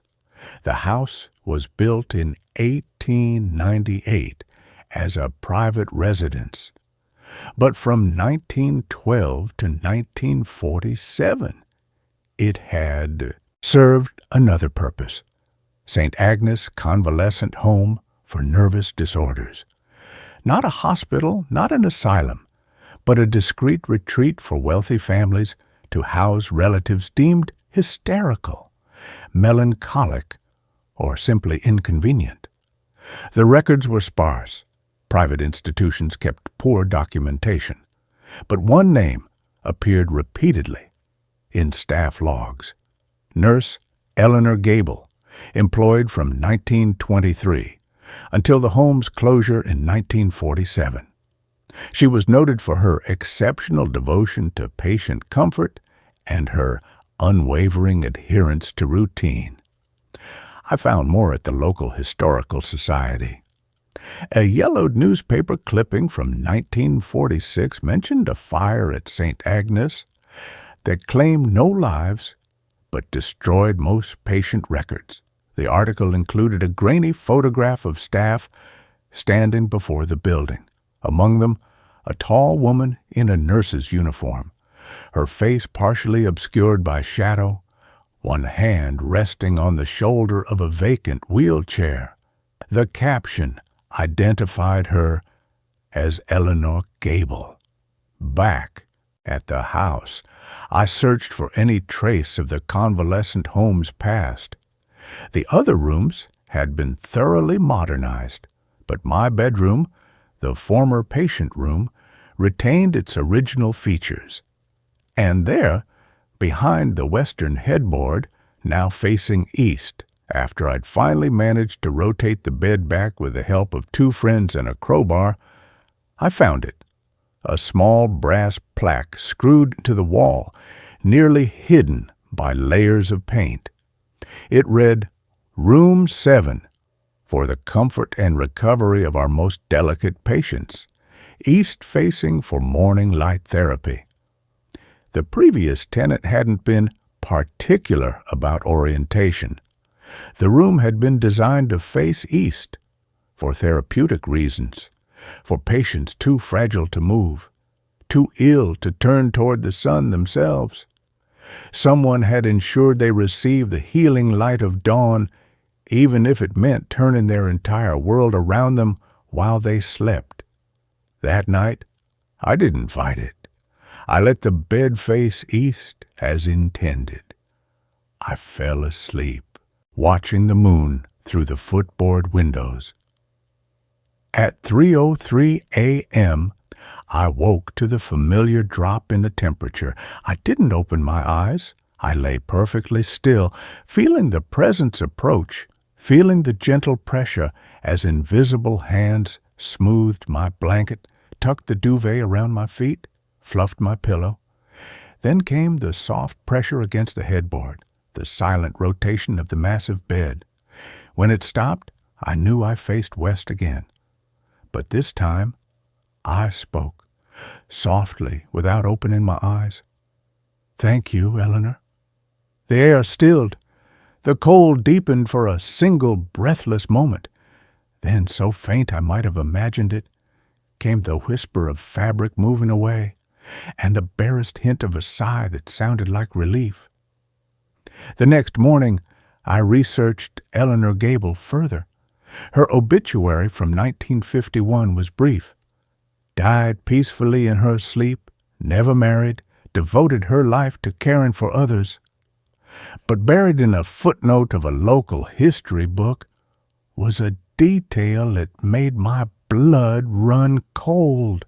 Nurse Gable was known to continue her rounds long after St. Agnes closed, visiting former patients in their homes, ensuring they were properly settled for the night. Some families reported finding their loved ones mysteriously repositioned in bed, always facing east by morning. She hadn't just worked at St. Agnes. She'd become its spirit, its eternal caretaker. And when the building was converted to apartments, when room 7 became my bedroom, she'd never stopped her rounds. She was still tucking in her patients, still ensuring they faced the healing morning light, even if it meant turning their beds around while they slept. I stopped trying to keep the bed facing east. It was pointless. More than that, it was disrespectful. Eleanor wasn't haunting this room. She was caring for it. For me. In her own quiet, persistent way, she was offering the only comfort she knew how to give. Order, routine, the certainty of being tended to in the vulnerable hours of night. Now, Every evening, I make my bed with extra care. I smooth the sheets just so. I fold the duvet neatly at the foot, and before I sleep, I whisper, "Good night, Eleanor." Some nights, I wake to find the bed already turned, the blankets tucked tighter than I'd left them. Other nights, I feel the gentle pressure of hands adjusting my pillow, hear the soft rustle of starched cotton near the western wall. The bed still faces the wrong direction by morning, but I've come to understand it's not wrong. It's exactly as it should be. For a woman who spent her life ensuring others faced the dawn, even when they couldn't do it themselves, this is the only orientation that makes sense. And in the quiet hours between midnight and sunrise, when the house holds its breath and the world outside falls away, I am not alone. I am being cared for, tucked in, turned toward the light, by a ghost who never stopped being a nurse, and a room that remembers what it means to heal. This story has come to an end. Let's start the next. I inherited a house where the previous owner never actually left. The lawyer's letter arrived on a Tuesday, the envelope thick and cream-colored, bearing a return address from a firm I'd never heard of in a town I'd only visited once as a child. My great-uncle Alistair had died, the letter informed me, at the age of 89. He'd left no immediate family, no spouse, no children, and for reasons the lawyer couldn't or wouldn't fully explain, he'd named me, his sister's grandson, whom he'd met exactly twice in his life, as the sole beneficiary of his estate. The estate consisted of one asset, a 2-story clapboard house on 5 wooded acres 20 miles outside of Blackwater Falls, a town so small it barely warranted a dot on most maps. I should have refused it. I should have written back that I had no interest in a stranger's house in the middle of nowhere, that I lived in a 1-bedroom apartment in the city and had no desire to become a property owner, especially not of some decaying rural homestead. But my mother's voice echoed in my head when I read the letter. Alistair was always odd, but he was kind to me when no one else was. Go see the place at least, for me. And beneath that, the quieter, more practical voice. The house was paid off. Property taxes in that county were negligible. It could be rented out, or sold, or used as a weekend retreat. It was, in purely financial terms, a gift I couldn't afford to refuse. I drove out on a Saturday morning in late October, the road narrowing from 4 lanes to 2 to a single winding ribbon of asphalt, hemmed in by skeletal oaks and maples still clinging to a few stubborn crimson leaves. The GPS lost signal 7 miles from town. I found the house by the faded green mailbox at the end of a gravel drive, its numbers 1734, so weathered they were nearly illegible. The house itself was smaller than I'd imagined, white paint peeling in long curls like sunburnt skin, a sagging porch wrapped around the front and one side, windows dark and watchful beneath a roof of moss-flecked shingles. It looked less abandoned than waiting. The lawyer had mailed me the key a week earlier, a heavy old-fashioned brass thing that fit smoothly into the lock despite the rust staining the knob. I turned it. The door swung inward without a sound, as if recently oiled. That should have been my first warning. An empty house, standing for weeks after its owner's death, shouldn't have a door that opened so easily. It should have stuck in the frame from humidity or groaned on stiff hinges. But it opened silently, revealing a dim interior that smelled not of dust and decay, but of lemon polish and wood smoke. "Hello?" I called out, my voice swallowed by the stillness. Stupid, I knew. No one should be here. The lawyer had assured me the house had been empty since Alistair's body was discovered 3 weeks earlier by a neighbor who'd grown concerned when the morning paper remained on the step for 2 days running. But the smell of a recent habitation clung to the air, unsettling me. I stepped inside. The front room was a parlor frozen in the 1970s. Plaid sofa, wood-paneled walls, a television set with a curved screen and knobs instead of buttons. But everything was immaculate, not sterile, not staged for sale, but lived in clean. A book lay open on the side table. John le Carré's Tinker, Tailor, Soldier, Spy, a pair of reading glasses resting on the page as if their owner had just stepped away for a moment. A half-full glass of water sat beside it, condensation still beading the sides. I touched the glass. Cold, ice cold. My skin prickled. I backed toward the door, heart hammering. Someone had been here recently, perhaps was still here. I fumbled for my phone, no signal, of course, and considered running back to my car, but then rationality reasserted itself. The neighbor, the lawyer, someone maintaining the property until the estate settled, that was all. They'd been here this morning, perhaps, left the glass of water, stepped out when they heard my car on the gravel drive. I took a deep breath and continued my tour.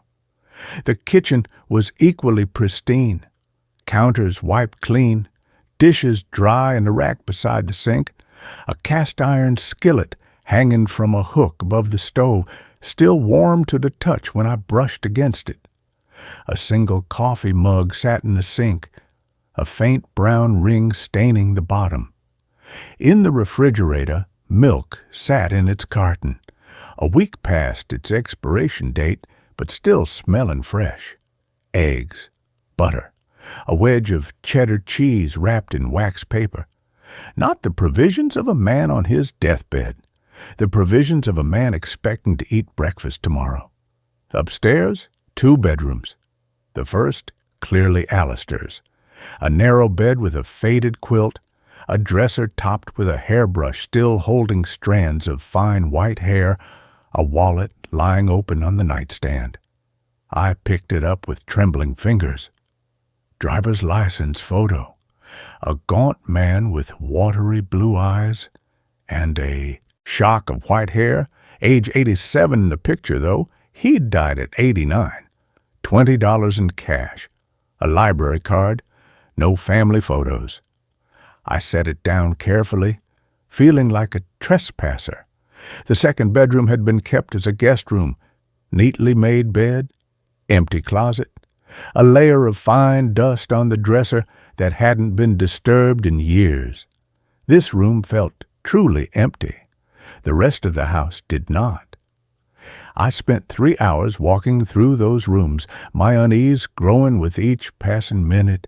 The house was a paradox, a place recently vacated, yet supposedly empty for weeks. Nothing was out of place. Nothing was missing. It was as if Alistair had stepped out for a walk and would return at any moment to finish his book, drink his water, wash his coffee mug. I decided to stay the night. Not out of bravery, I was terrified, but out of a stubborn need to prove to myself that my fear was irrational. I brought a sleeping bag and a change of clothes, planning to camp on the living room floor. As dusk settled over the woods, painting the sky in shades of violet and burnt orange, I built a fire in the stone hearth, using kindling I found stacked neatly in a copper bucket beside the fireplace.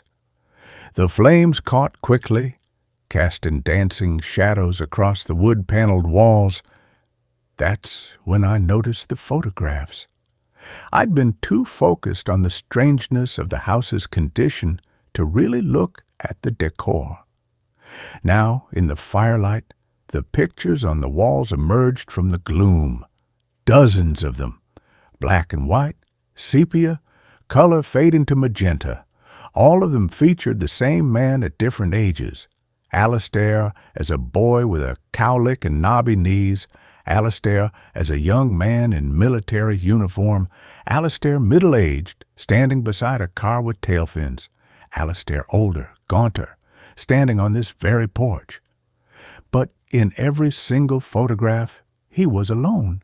No parents, no siblings, no friends, no wife. Just Alistair. Through the decades, growing progressively more isolated, his smile never quite reaching his eyes. The final photograph hung above the mantelpiece. Alistair, in his late 80s, standing in this room, wearing the same brown cardigan I'd seen folded neatly at the foot of his bed upstairs. He was looking directly at the camera, his expression impossible to read, not hostile, not welcoming, but watchful, patient, as if he knew someone would be standing where I now stood, looking up at him. I slept poorly that night. Every creak of the house settling sounded like a footstep. Every rustle of leaves against the window pane sounded like breathing. I woke repeatedly, convinced I heard the soft click of a door closing downstairs, the whisper of fabric moving through a room. Each time I'd lie frozen in my sleeping bag, straining to hear over the thudding of my own heart. Each time, silence would return. By dawn, I was exhausted, my nerves frayed to breaking. I decided to leave after breakfast. I'd seen enough. I'd call the lawyer Monday and tell him to put the house on the market. I didn't care about the money. Some inheritances weren't worth the price. I was pouring water into the electric kettle I'd found in a cabinet when I saw it. On the kitchen table, beside the salt and pepper shakers, lay a single sheet of lined notepaper. I hadn't seen it yesterday. I was certain of it. I'd examined that table thoroughly, running my fingers over its scarred surface. There had been nothing on it but a ceramic bowl holding 3 unblemished apples. Now there was a note. My hands trembled as I picked it up. The handwriting was spidery but precise, the ink slightly faded as if written with an old ballpoint pen. The sugar is in the blue canister. The coffee is fresh. Help yourself. No signature, no date. Just those 11 words. I dropped the note as if burned. My breath came in short, sharp gasps. I backed away from the table, my eyes scanning the room. The closed door to the basement, the narrow hallway leading to the back door, the staircase to the second floor. The house was silent, still, but I was no longer alone in it. I fled without making coffee, without eating the apples. I stuffed my sleeping bag into its sack with frantic, clumsy movements and practically ran to my car, fumbling with the keys, my eyes fixed on the house's dark windows. As I reversed down the gravel drive, I didn't look back until I reached the main road. In the rearview mirror, the house stood silent and still against the morning light. But in the upstairs window, the guest room window that had been dusty and empty the day before, a pale face looked out, gaunt, frail, watching me go. I drove straight to the Blackwater Falls Sheriff's Department, a single-story brick building next to the post office. The deputy on duty, a heavy-set man named Rawlins with a kind face and tired eyes, listened patiently as I stammered out my story. The cold glass of water, the warm skillet, the note on the table, the face in the window. When I finished, he didn't laugh. He didn't call me crazy. He just sighed, a long, weary exhalation that seemed to carry the weight of years. "Alistair Pembroke," he said, writing nothing down. found in his bed by old Mrs. Gable next door. Peaceful, the coroner said. Heart just gave out in his sleep. Been alone out there 40 years since his sister passed. Before that, lived with his parents until they died. Before that, well, he was always alone, far as anyone can tell. He's still there, I insisted, my voice cracking. I'm not imagining things. Someone's in that house. Rawlins leaned forward, resting his elbows on the scarred wooden desk. Son, the house has been locked since we removed the body. Mrs. Gable has the spare key. She checks on it every few days, makes sure pipes haven't frozen, that no kids have broken in. She's the only one besides the lawyer who's been inside since he died. Then how do you explain the note? I demanded, pulling the crumpled paper from my pocket and smoothing it on the desk between us. Rawlins picked it up, studied it for a long moment, then handed it back. Alistair Pembroke wrote that, he said quietly. I'd know his handwriting anywhere. He used to send notes to the station every Christmas. Season's greetings from Alistair Pembroke on that same lined paper. But he's been dead 3 weeks. Mrs. Gable, I said, she must have written it as a joke, or to scare me off so she can get the house herself. Rawlins shook his head. Edith Gable is 82 years old and walks with a cane. She couldn't drive the 5 miles to that house, let alone sneak in and out without you hearing her, and she wouldn't play a cruel joke like that. She liked Alistair, brought him soup when he was sick last winter. He studied me for a long moment, his gaze not unkind. You know what I think? He said finally. I think Alistair Pembroke lived alone in that house for so long that the walls absorbed him, his routines, his habits, his presence. And now that he's gone, the house is still performing them, like a record player that keeps spinning after the needle's been lifted. The note wasn't meant for you. It was just part of the pattern. The house making coffee for its owner, setting a place at the table, waiting for him to come home. I left the sheriff's department unsettled but slightly calmer. Rawlins' explanation was supernatural, yes, but not malicious. A haunted house wasn't necessarily a dangerous house. Perhaps this was just residual energy, a psychic echo of a lonely man's daily life. I could handle that. I could sell the property to someone who believed in that sort of thing, a paranormal investigator, a writer, looking for inspiration. I returned to the house 3 days later, armed with a digital recorder, an EMF meter I'd borrowed from a friend who dabbled in ghost hunting, and a determination to document whatever was happening there. If I could prove it was haunted, I could sell it at a premium to the right buyer, turn my inheritance into opportunity.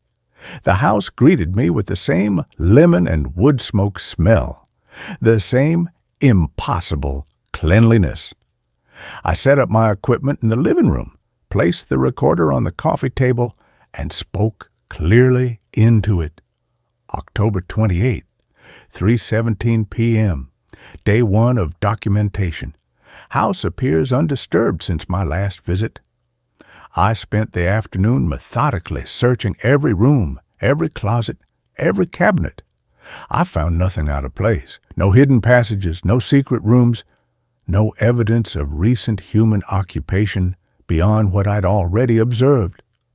At dusk, I built another fire and sat before it, recorder running, EMF meter resting on my knee. The needle remained steady at baseline. At exactly 8:03 p.m., the kitchen light clicked on. I froze. I hadn't touched the switch. I'd been sitting in the living room the entire time, the kitchen visible through the open archway. The light, A single bare bulb hanging from a cord in the center of the ceiling glowed steadily, illuminating the empty room. I forced myself to stand, to walk slowly toward the kitchen archway. My heart hammered against my ribs. I stopped at the threshold and looked in. The table was set for one. A plate, a fork, a knife, a napkin folded neatly beside the plate. And in the center of the table, a bowl of vegetable soup steamed gently, tendrils of vapor curling toward the ceiling. I didn't touch anything. I backed away slowly, returned to the living room, and gathered my equipment. I was leaving. Immediately. No documentation. No proof. Some things weren't meant to be recorded.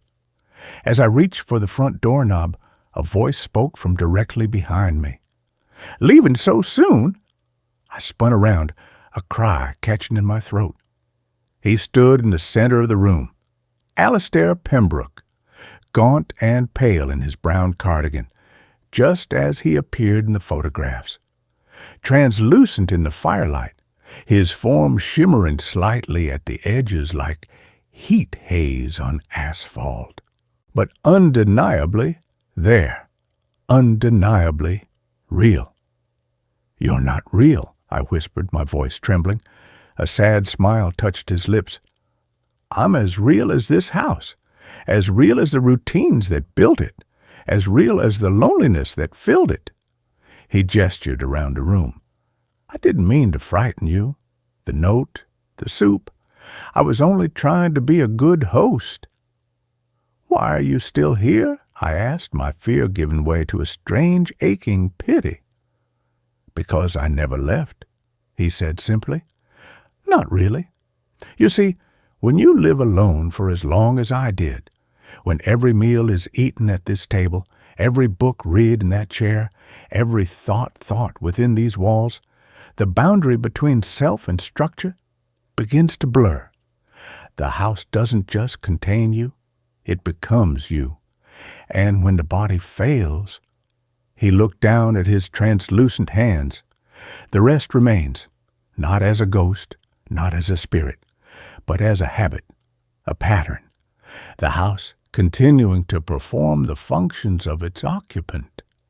He drifted toward the window, his form passing through the arm of the sofa without disturbing the fabric. "I died in my sleep 3 weeks ago." My heart stopped. But the house didn't know. It woke at 6 a.m. as it always did. It brewed coffee. It set the table. It waited for me to come downstairs. And when I didn't, it kept waiting. It still waits. Every morning at 6, every evening at 8. The house making dinner for a man who will never eat again. Tears welled in my eyes, not from fear, but from the profound tragedy of it. A lifetime of solitude so complete that death itself couldn't break the patterns of living. "What do you want?" I asked softly. He turned to face me, his watery blue eyes holding mine. "I want you to stay, not forever, just for a little while. Long enough for the house to learn a new pattern, long enough for it to understand that someone else lives here now.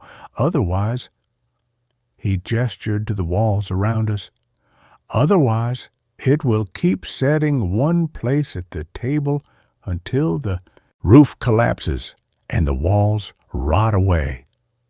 A century from now, children will dare each other to spend the night here, and at 8:03 p.m., they'll hear a spoon clinking against a bowl that isn't there. This house will be haunted not by me, but by its own memory of me, and that would be a terrible loneliness."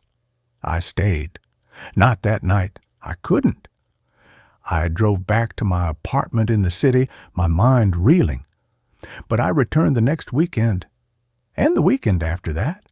I began spending Fridays through Sundays at the house, slowly, deliberately establishing my own routines within its walls. I drank coffee from a different mug than the one I'd found in the sink. I read books from the town library.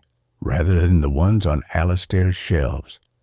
I cooked my own meals, setting two places at the table even when eating alone. I spoke aloud as I moved through the rooms. I'm going upstairs now. I'm making toast. I'll be back in an hour, giving the house a new voice to absorb. At first, Alistair's presence remained strong. I'd find his book still open on the side table each morning, though I closed it every night. The single place setting would appear at 8:03 p.m. sharp, though I'd cleared the table hours earlier. But gradually, almost imperceptibly, things began to change. One evening, I came downstairs to find 2 bowls of soup steaming on the table. Another morning, I discovered my own book, The Overstory by Richard Powers, lying open on the sofa cushion where I had left it, but with Alistair's reading glasses resting on the page. He never appeared to me again after that first conversation, but I felt his approval in the subtle shifts of the house's behavior. The thermostat adjusted itself to my preferred temperature. The radio in the kitchen, which I'd never touched, began playing classical music softly in the afternoons, the same station Alistair must have listened to for decades. Once, waking in the middle of the night, I found a quilt draped over me that hadn't been on the bed when I fell asleep. On my 8th weekend there, I woke at 5:58 a.m. to the sound of the percolator gurgling in the kitchen. I lay in bed listening, waiting for the usual sequence. The click of the stove igniting, the soft clink of a single mug being set on the counter. But this time, after the percolator finished its cycle, I heard 2 mugs being placed side by side, 2 spoons stirring, 2 chairs being pulled out from the table. I got up and walked downstairs. The kitchen was empty, of course, but on the table sat 2 steaming mugs of coffee, 2 plates with toast, 2 sets of silverware, and between them, folded neatly on a 3rd plate, was a note in that same spidery handwriting.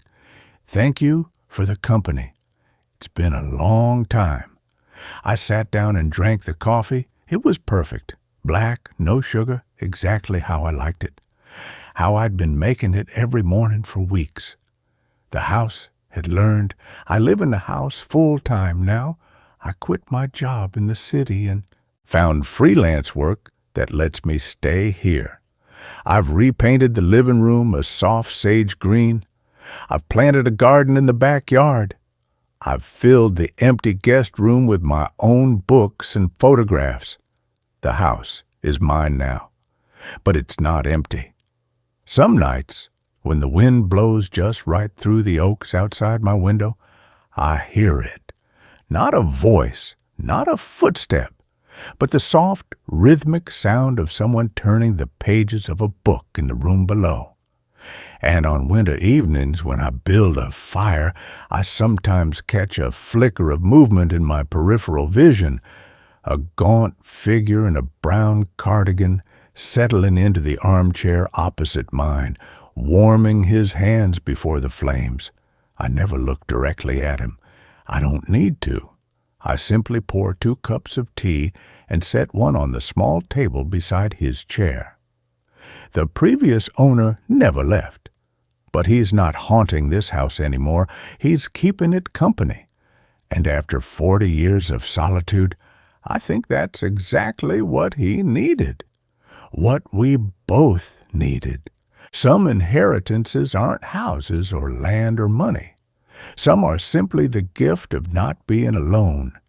And in the quiet hours between midnight and dawn, when the fire has burned to embers and the wind has stilled, I sometimes think I hear 2 heartbeats in this house instead of one. Slow, steady, finally at peace. And with that, this story is over. Now, a new story begins. The ghost in my house isn't trying to scare me. It's trying to warn me. The house smelled like damp paper and forgotten things.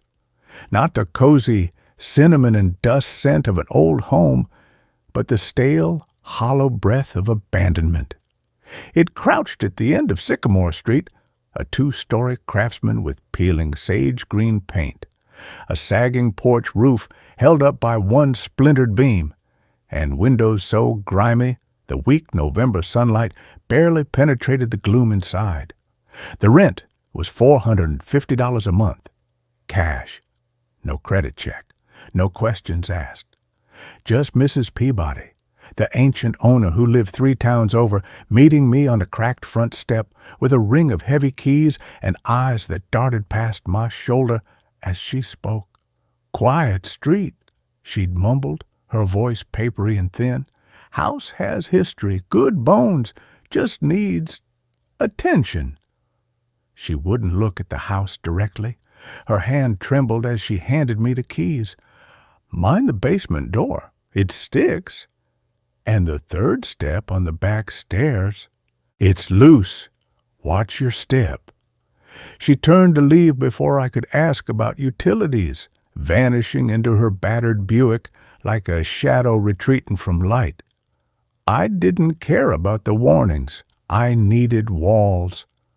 After the divorce papers were signed, the final, brutal severing after Mark's affair shattered the last 10 years of my life. I'd crashed on my sister's couch until her husband's polite coughs became too loud to ignore. This house, this decaying husk, was freedom, or at least shelter.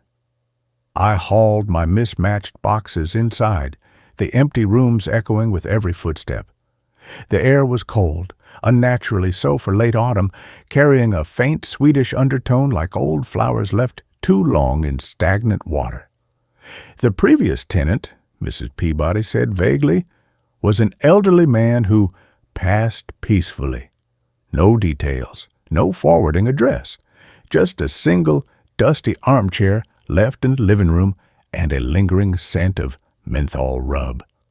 The first week was just the usual settling in, chaos, unpacking, patching holes in the plaster walls, scrubbing decades of grime from the bathroom tiles.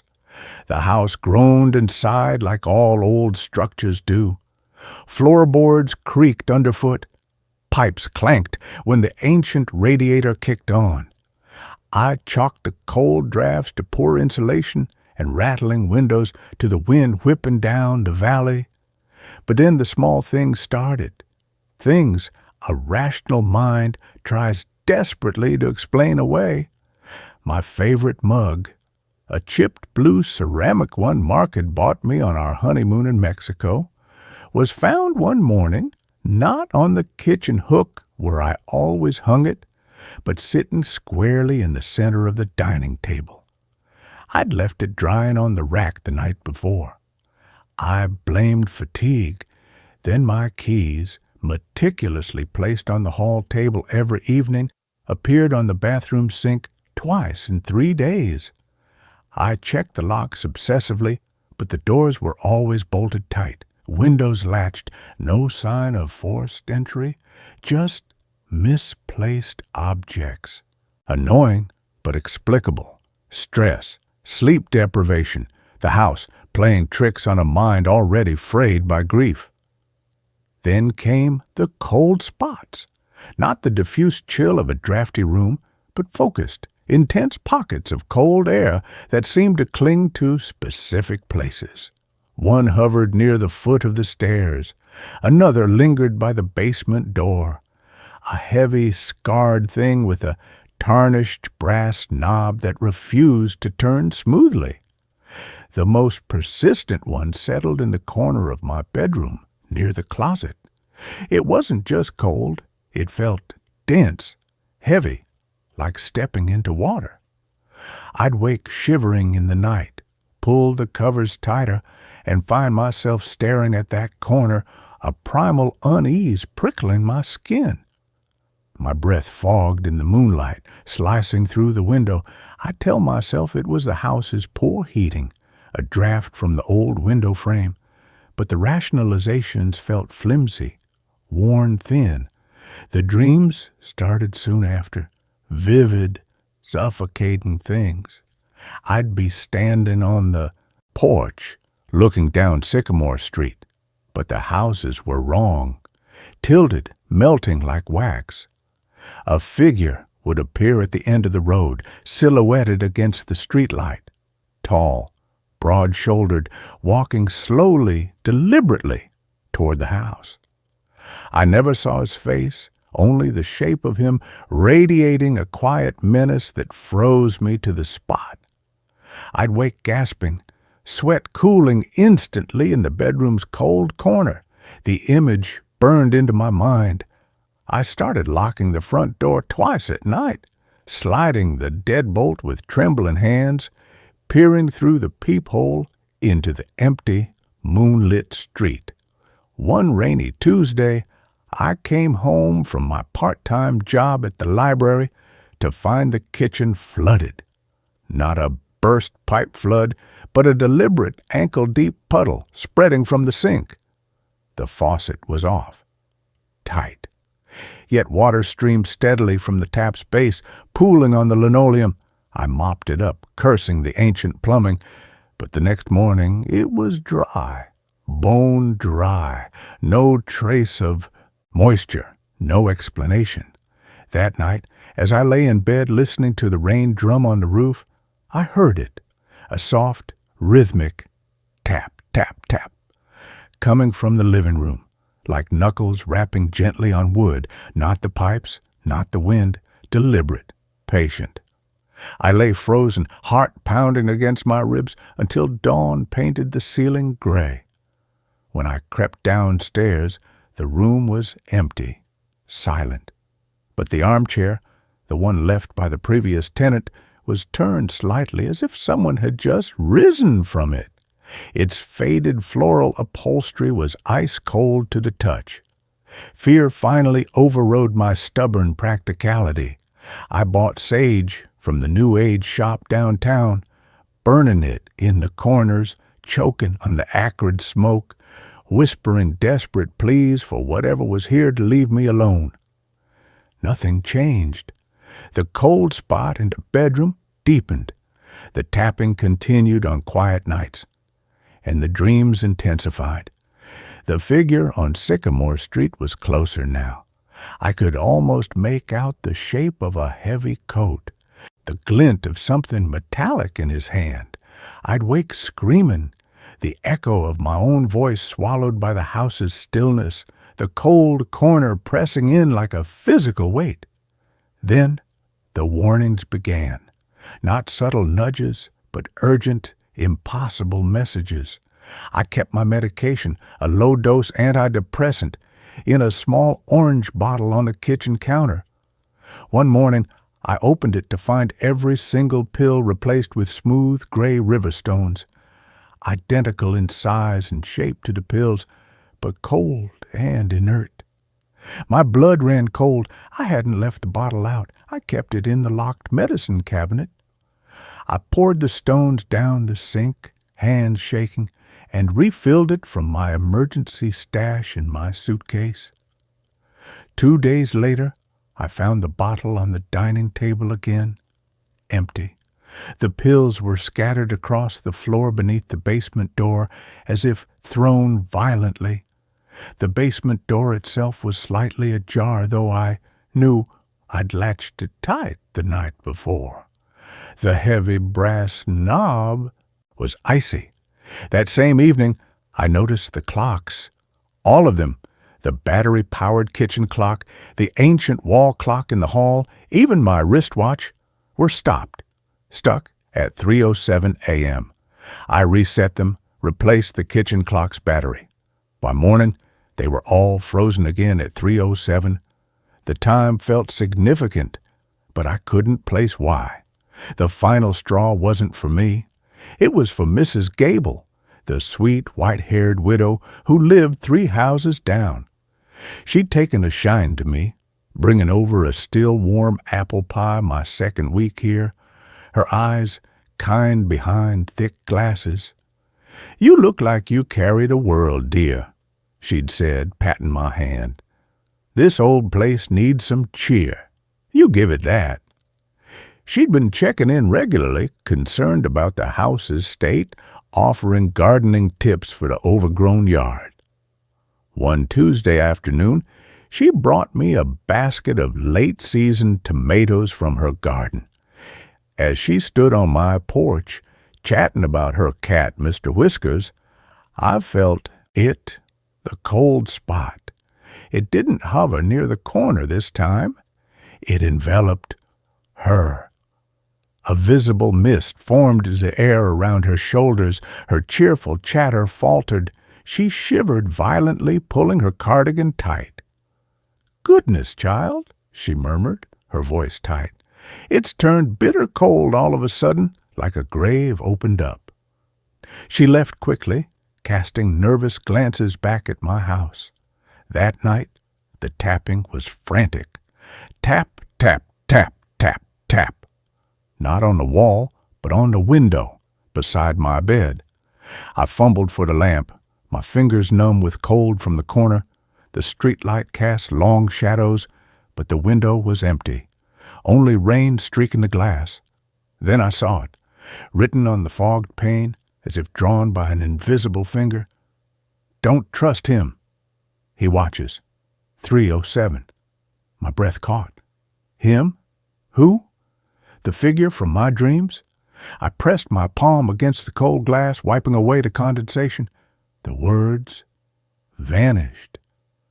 But the message was seared into my mind. The next day was Saturday. I needed groceries. As I locked my front door, I saw Walter. He lived across the street in the only well-kept house on the block, a neat brick bungalow with manicured hedges. Walter was in his late 50s, retired military, always impeccably dressed in khakis and polo shirts. He'd waved hello a few times, offered to help carry boxes when I first moved in. He seemed normal, friendly, the kind of neighbor you'd want. He was raking leaves in his yard, his movements precise, efficient. He smiled and waved as I walked to my car. "Morning, Sarah. Settling in okay over there?" His voice was warm, reassuring. I forced a smile back. "Getting there, Walter. Thanks." As I backed out of the driveway, I glanced in the rearview mirror. His smile had vanished. His eyes fixed on my house were flat and watchful, utterly devoid of warmth.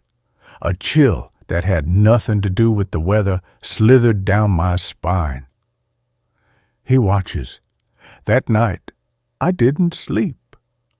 I sat in the armchair. In the living room, a kitchen knife gripped in my sweating hand, the lights blazing. The house was unnaturally silent. No tapping, no pipes, just the low hum of the refrigerator and the frantic pounding of my own heart. 2:45 a.m., 2:55 a.m., 3 a.m. The grandfather clock in the hall ticked with agonizing slowness. 3:05, 3:06. At 3:07 a.m., the lights died, not a flicker. Total, suffocating darkness. The hum of the refrigerator ceased. The silence that followed was thick, heavy, pressing in on my eardrums. I fumbled for my phone, my fingers clumsy with terror. The screen flared to life, casting a sickly blue glow. No signal. Battery at 1%. I was alone in the black. Then a sound from the kitchen, not tapping. Footsteps, slow, deliberate, heavy boots on the linoleum.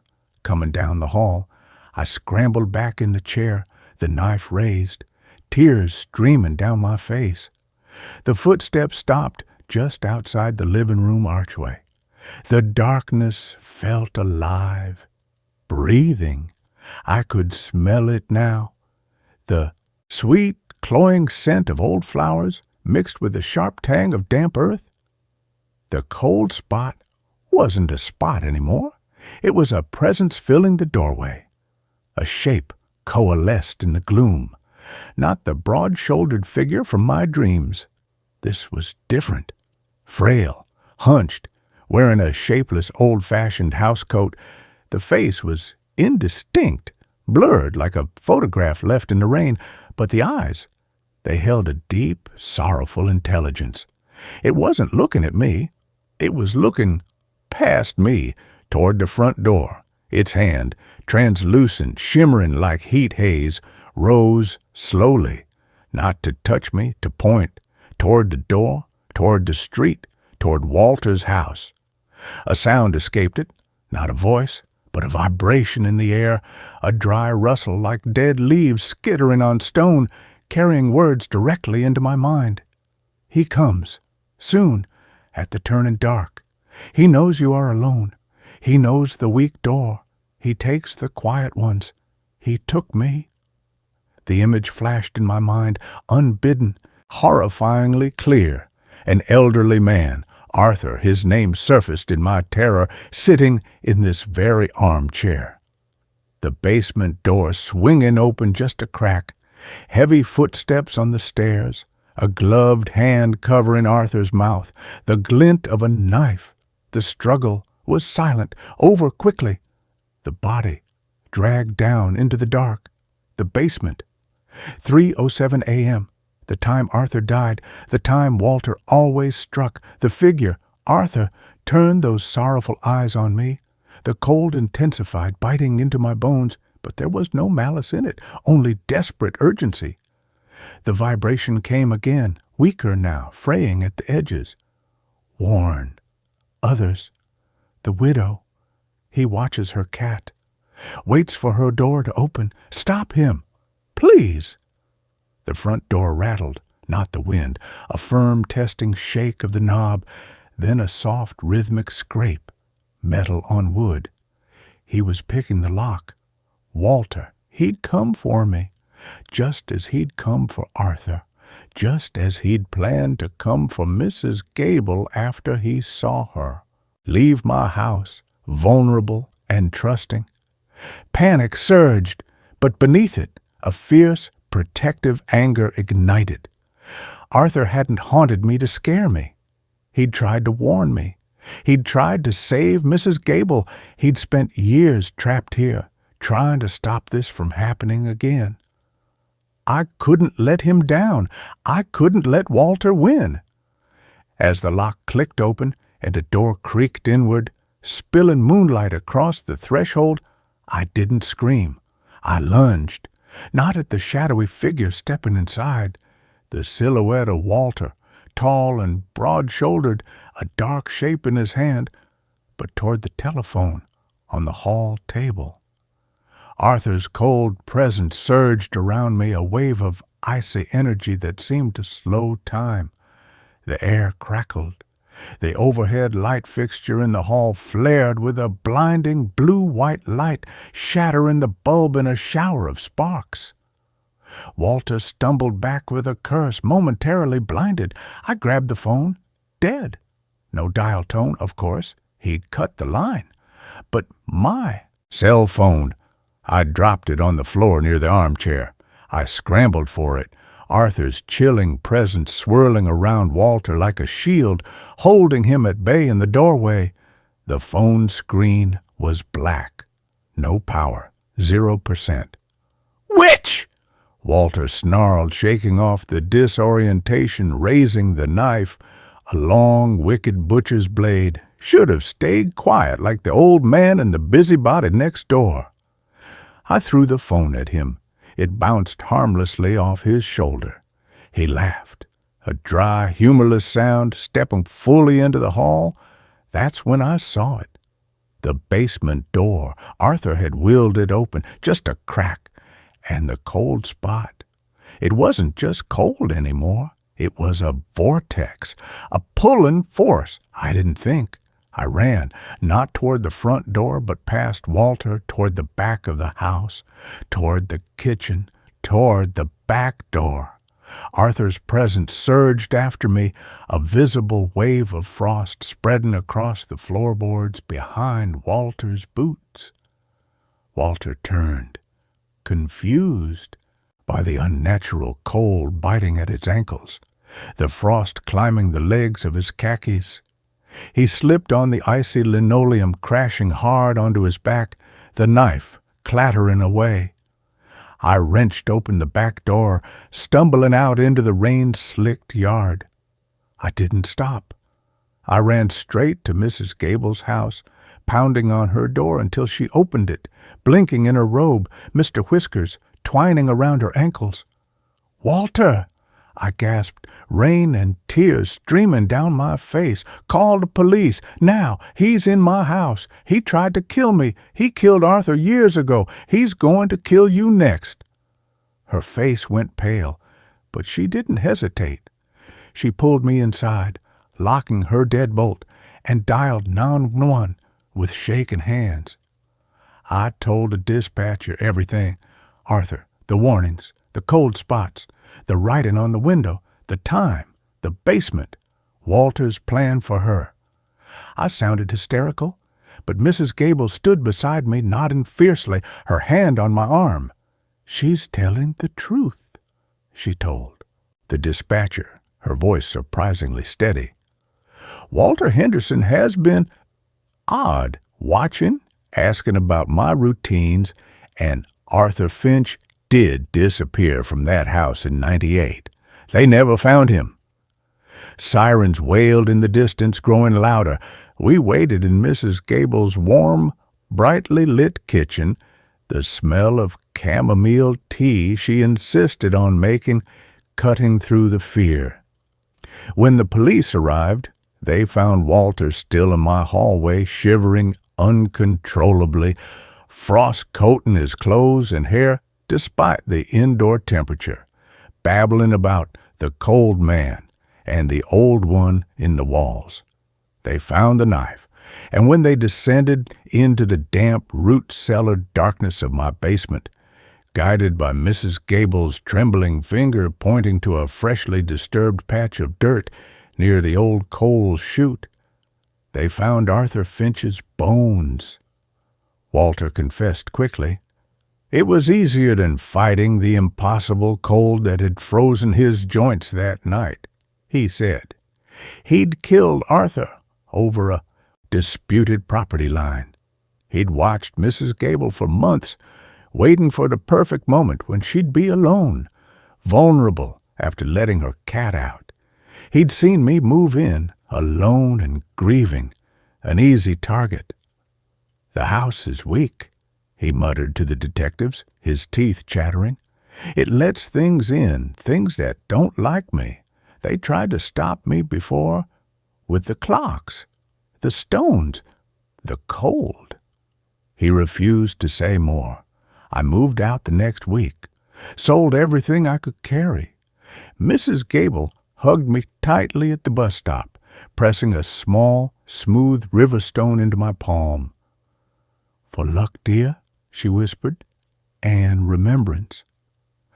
I never went back to Sycamore Street, but sometimes, on quiet nights, when the world feels too loud and the grief for my old life resurfaces, I sit very still, and I listen, not for taps or footsteps, but for a different kind of silence, a warm, watchful quiet, because the cold spot in the corner of my new, well-lit apartment, it's gone, vanished, the moment Walter was led away in handcuffs.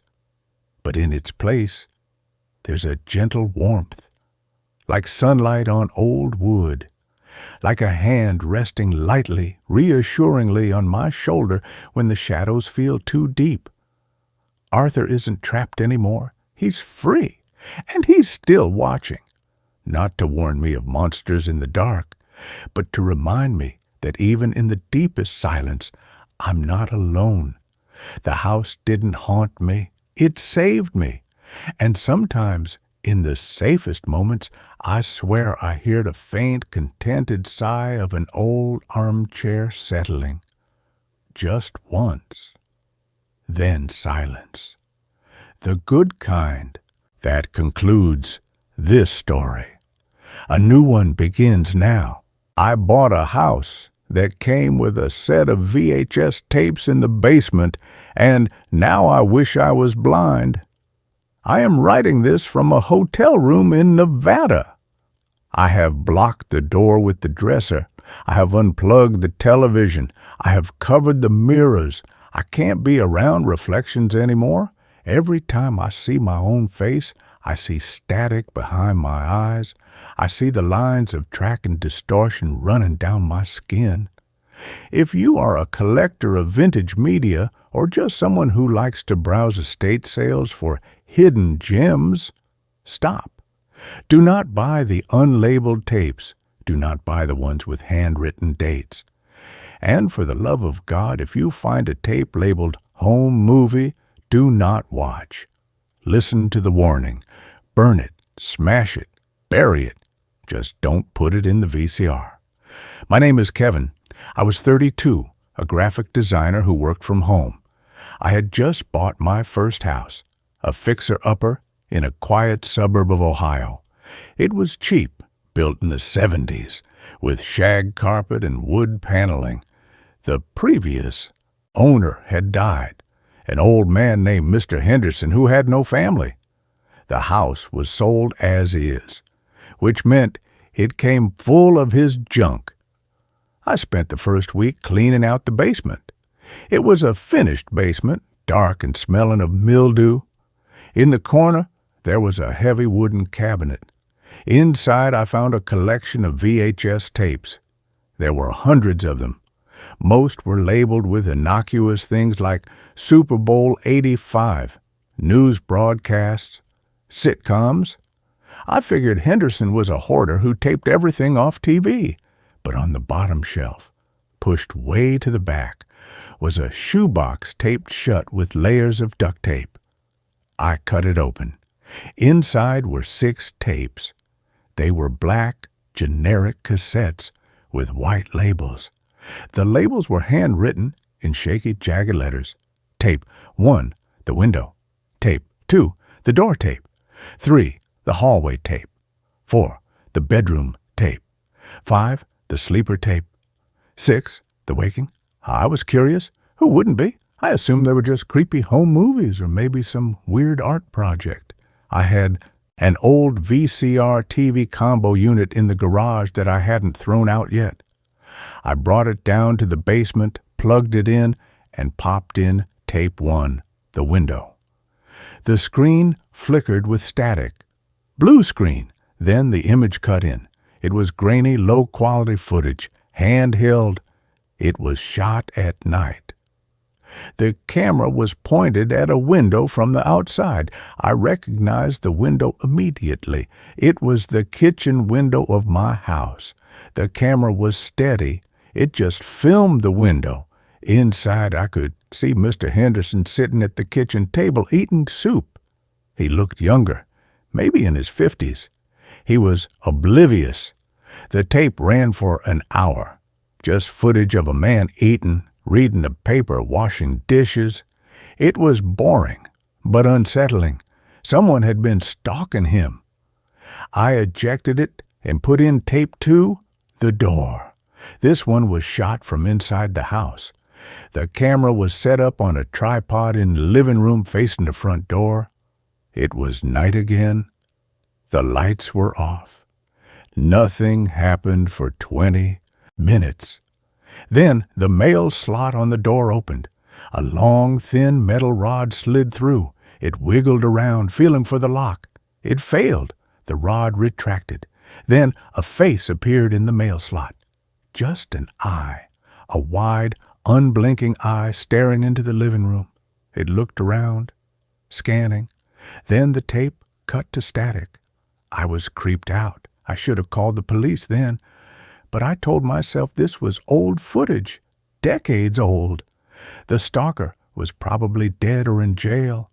I put in tape 3, the hallway. This footage was different. It wasn't static.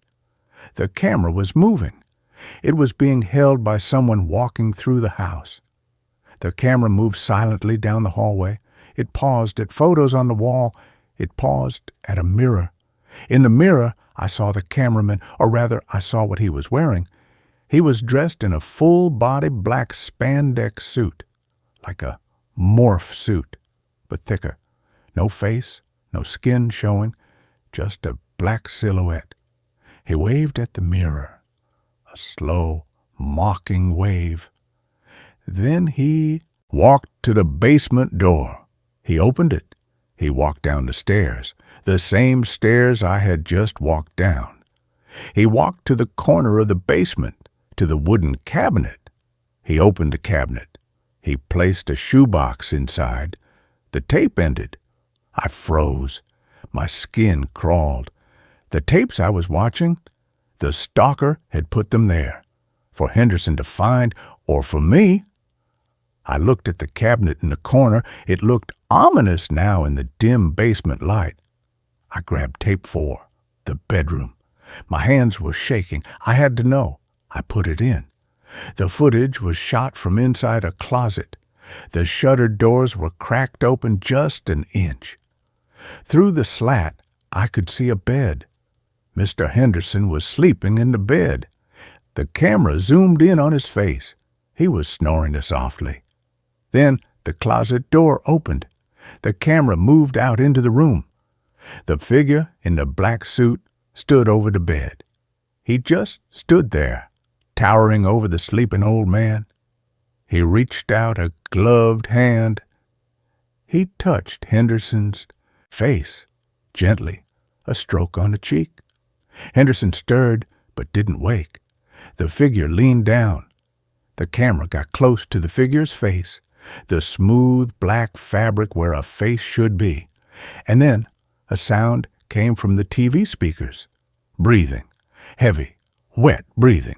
But it wasn't coming from the tape. It sounded like it was behind me. I spun around. The basement was empty. "Just the acoustics," I whispered. "Just the echo." I turned back to the TV. The tape had ended. I picked up tape 5, the sleeper. I hesitated. I really didn't want to watch it, but I felt a compulsion, a pull, like gravity. I pushed the tape in. The screen was black. No image, just audio. It was a recording of someone sleeping, the rhythmic in-out of breath. Then a voice whispered over the breathing, "He doesn't know I'm here. He thinks he's alone. He thinks locks keep people out. But locks are just suggestions." The voice was distorted, deep, digital. "I live in the spaces he doesn't look. I live in the crawl space. I live in the attic. I live in the walls." Then the image cut in. It was footage of the attic. My attic! I recognized the insulation and the rafters. In the corner of the attic, there was a sleeping bag, a pile of candy wrappers, a bucket. Someone had been living up there. The camera panned to a hole in the floorboards. Through the hole, light was shining. The camera lowered to the hole. I could see down into the master bedroom, directly onto the bed. The tape cut to static. I ran upstairs. I grabbed a flashlight and a ladder. I went to the hallway ceiling hatch. I pushed it open. I shined a light into the attic. It was empty, dust, insulation. But in the corner, there was a flattened area in the insulation, like someone had been lying there recently, and there were candy wrappers, fresh ones, and a hole, a small hole drilled into the floor. I looked through it. I could see my own bed, my pillows. The realization hit me like a truck. These tapes weren't just old. Some of the footage, the candy wrappers, looked modern. I ran back to the basement. I grabbed the last tape. Tape 6, the wake-in. I had to see it. I had to know how it ended. I shoved it into the VCR. The screen flickered. It was a live feed. It wasn't a recording. It was showing the basement. It was showing me. The camera was positioned behind me in the corner of the room near the water heater. I turned around slowly. There was nothing there, just shadows. I looked back at the TV. On the screen I was turning around, but on the screen There was someone standing right behind me. The figure in the black suit. He was standing inches from my back. I spun around again, swinging my arms. "Who's there?" Empty air. I looked at the TV. On the screen, the figure was still there. He was mocking me, miming my movements. When I swung my arm, he ducked. When I yelled, he put a finger to where his lips should be. He pointed at the TV. I looked closer at the screen. The figure on the screen reached out. He reached toward the camera lens that was filming us. He grabbed the edges of the TV frame. And then the impossible happened. Hands, black, gloved hands, pushed out of the television screen. They were three-dimensional. They stretched the glass like it was liquid. They grasped the sides of the TV set. A head pushed through the glass. The smooth, black, faceless head. It was climbing out of the TV. I screamed and grabbed a heavy wooden cabinet. I shoved it over. It crashed into the TV stand. The TV shattered. Sparks flew. Smoke filled the room. The hands retracted. The figure vanished into the static of the broken tube. I ran. I grabbed my car keys and ran out of the house. I didn't lock the door. I didn't turn off the lights. I drove until I hit the state line. I stopped at this hotel. I thought I was safe. But an hour ago, I turned on the hotel TV to watch the news. The channel was fuzzy, static. Then the image cut in. It was footage of me, sleeping in the hotel bed.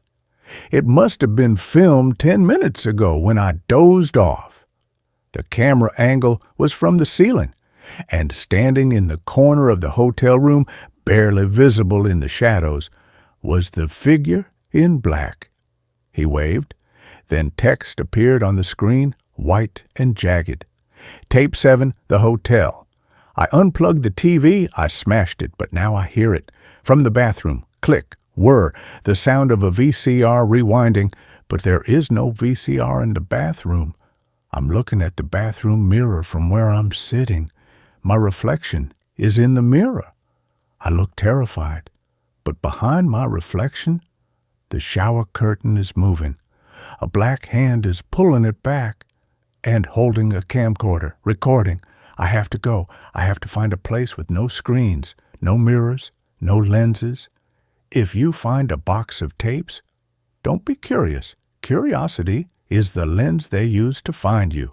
And once they find you, you become the show. End of tape. And that ends this story. A new one starts now. The old woman in the window has been dead for 30 years.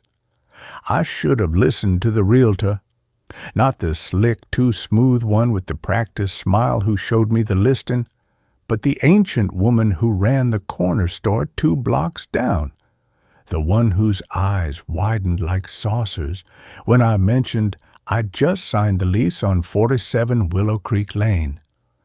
She dropped the jar of pickles she was stocking, the shatter echoing in her tiny, cluttered shop. "That house?" she'd hissed, her voice barely a whisper, her gnarled hands trembling as she wiped vinegar off the floor with a rag that looked older than the building itself. "Child, you best turn right around. That house, it's got eyes. And the one in the window, she ain't blinking for nobody." Before I could ask what she meant, she'd shooed me out, muttering about bad bones and old debts, refusing to take my money for the soda I'd picked up. I'd laughed it off. Superstitious nonsense. Desperation for affordable rent in this city makes you dismiss a lot of red flags, especially when the apartment is miraculously perfect. A spacious, sun-drenched studio on the 3rd floor of a quiet, if slightly shabby brick building for half the market rate. The landlord, a nervous, bird-like man named Mr. Henderson, had practically thrust the keys into my hands, avoiding eye contact, mumbling about cleaning the place thoroughly and keeping the shades drawn at night. I didn't think much of it. Everyone has quirks. The apartment itself was lovely, high ceilings, original hardwood floors, a large window overlooking a secluded, overgrown courtyard. It felt like a sanctuary after months of noisy roommates and crumbling studio walls. I unpacked my meager belongings, hanging my few photos, setting up my laptop on the small desk. The only oddity was the window. The previous tenant must have left the heavy velvet curtains drawn tight. I pulled them back with a flourish, eager to let in the afternoon light, and that's when I saw her. Directly across the narrow courtyard, in the window of the identical building facing mine, stood an old woman. She was impossibly thin, draped in a faded floral housecoat that hung loosely on her frame. Her white hair was pulled back in a severe bun. Her face was a road map of deep wrinkles, but her eyes were sharp, alert, and fixed directly on me, unblinkingly. She didn't wave, didn't smile, just watched. I offered a hesitant neighborly wave. Nothing, not a flicker of recognition, just that steady, unnerving gaze. I shrugged it off. Eccentric neighbor, maybe hard of hearing. I turned back to unpacking, but the feeling of being watched didn't leave. It intensified. Every time I glanced towards the window, she was there, standing in the exact same spot, in the same pose, staring. At dusk, I drew my own curtains, seeking privacy for the night.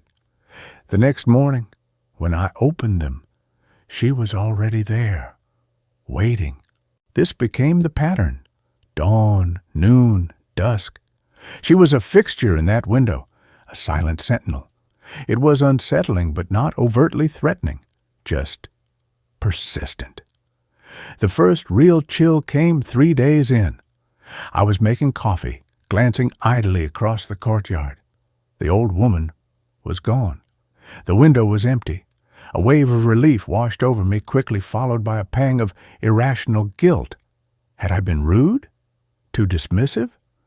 I peered closer. The apartment beyond the window seemed dark, neglected, dusty, unlived in. That afternoon, driven by a mix of curiosity and unease, I took a walk around the block. The building opposite mine, 49 Willow Creek Lane, looked abandoned. Boards covered some lower windows. The front door was chained shut with a heavy padlock thick with rust. Mail overflowed from a cracked box. No sign of life, no sign of the old woman. Confused, I went back to my apartment. As I unlocked my door, I glanced up at 49 Willow Creek. My blood turned to ice. She was back, standing in the window, staring straight at me. Her expression seemed reproachful. How? The building was sealed shut. I ran downstairs, pounding on the chained front door of 49. No answer. I peered through a grimy ground floor window. The interior was dark, filled with shrouded furniture and layers of dust. Definitely empty. I asked a passing mail carrier. He shook his head. That place. Been vacant since Mrs. Gable died, 30 years ago last November. Heart attack, they say. Found her right there in that front room by the window. He pointed. Never rented it out since. Owner's scared of it, I reckon. Mrs. Gable, dead for 30 years. I stumbled back to my apartment, my legs weak. It was impossible. A trick of the light? A shared hallucination? But the details were too sharp, too consistent. The floral housecoat, the severe bun, the unblinking, watchful eyes. That night, I drew my curtains tight and didn't open them for 2 days. I worked from home, ordered, groceries delivered, convinced myself I'd imagined it all, a stress-induced mirage. On the third night, the power went out. A city-wide blackout, the radio said. My phone flashlight was weak, casting long, dancing shadows. I needed air. I cracked my front door, stepping into the dimly lit hallway just as the emergency lights flickered on, and I looked up. Across the courtyard, 49 Willow Creek was pitch black. All windows dark, except one, the window of the front room. It glowed with a soft, steady yellow light, like a single lamp had been turned on, and in that pool of light, standing exactly as before, was Mrs. Gable. She wasn't looking at the courtyard. She was looking directly at my building, directly at my window. Her face was pale in the lamplight, her eyes wide, her mouth slightly open, not in a scream, in an urgent, silent plea. The rational part of my brain shattered. This wasn't imagination. This was her. And she had something to say. The blackout ended, and an hour later, the light in her window vanished. She was gone. The next day, I went to the local library, digging through microfiche records. Eleanor Gable died November 12, 1993, age 78. Found alone in her apartment. No close family. The obituary was brief, but a small buried news snippet from a week later caught my eye. Police investigate impossible connection to disappearance of young woman Sarah Chen, last seen near Willow Creek Lane, October 31, 1993. Ms. Chen was reportedly seen arguing with an elderly resident described as matching Ms. Gable's description, hours before vanishing. No charges filed. Case remains open. Sarah Chen vanished. Near here, after arguing with Eleanor Gable. My stomach lurched. Was that why Mrs. Gable's ghost was trapped? Guilt? A secret? Or was she trying to tell someone to show where Sarah was? That night, I stood by my window, curtains wide open, staring across the courtyard. I held up a handwritten sign, crude but clear. What do you want? Mrs. Gable appeared almost instantly, as if summoned. She didn't look at the sign. She looked at me, her eyes filled with a profound, desperate urgency. She raised a thin, trembling hand and pointed, not at me, but down towards the ground floor of her building. Then she pointed emphatically at her own chest, over her heart. She mimed digging, shoveling earth. Her mouth moved, forming silent words. Dig, here, heart. My breath fogged on the cold window pane. She wasn't pointing to a grave outside. She was pointing to the floor of her apartment, the floor where she died, where Sarah Chen might have been hidden. She wanted me to find Sarah, to give her peace, to give herself peace. The weight of it pressed down on me. The decades of silence, the burden of a secret held by a ghost, the lost girl waiting in the dark earth beneath linoleum and floorboards. I couldn't go to the police. A ghost told me to dig up a vacant building. They'd laugh me out of the station. I had to do it myself. I waited until midnight. The city was quiet. I slipped out of my building, heart pounding, and approached 49 Willow Creek. The padlock on the front door was rusted, but the chain was old. I'd brought bolt cutters. The snick of the chain parting sounded like a gunshot in the silent street. The front door groaned open on stiff hinges, releasing a wave of stale, cold air that smelled of dust, mildew, and something else. Something sickly sweet, like old flowers left to rot. Inside, it was a time capsule. Faded floral wallpaper, a threadbare armchair, a small table with a teacup, the dregs long since evaporated, leaving a dark stain. And there, by the window, a straight-back chair, the place where she died, The floorboards near it looked different, slightly raised. Newer wood, poorly matched, covered by a thin, frayed rug. I dropped to my knees, pulling the rug aside. My fingers found the edge of a loose board. It lifted easily. Underneath wasn't dirt. It was a hollow space, and nestled in the cavity, wrapped in oilcloth that was brittle with age, was a small, leather-bound journal. As I pulled it out, the temperature in the room plummeted. My breath plumed white. The single bare bulb in the hallway outside the apartment door flickered on, casting long, distorted shadows. And in the doorway, filling the frame, stood Mrs. Gable, not translucent, solid, real. She wasn't wearing her housecoat. She was in a simple, old-fashioned dress, her hair neatly combed. Her eyes weren't watchful anymore. They were filled with tears. She didn't speak. She just pointed at the journal in my hands, her expression a mixture of profound sorrow and desperate hope. I didn't open it there. I couldn't. I tucked it inside my jacket, the leather cold against my skin, and fled the apartment, rechaining the door as best I could. Back in my own place, under the bright, safe light of my desk lamp, I carefully unwrapped the oilcloth. The journal belonged to Sarah Chen. The entries were frantic, scared. She'd been Eleanor Gable's home health aide. She'd discovered Eleanor's secret, a hidden cache of stolen jewelry, heirlooms she'd taken from previous elderly tenants she'd cared for, tenants who had died under suspicious circumstances. Sarah had threatened to go to the police. The last entry, dated October 30th, 1993, was chilling. She knows I know. She's watching me all the time. Says if I tell, she'll say I stole it. She's got a place under the floor. She showed me. Said it's where troubles disappear. I'm so scared I have to get out tonight. Eleanor hadn't killed Sarah. She'd hidden her alive, buried her under the floor.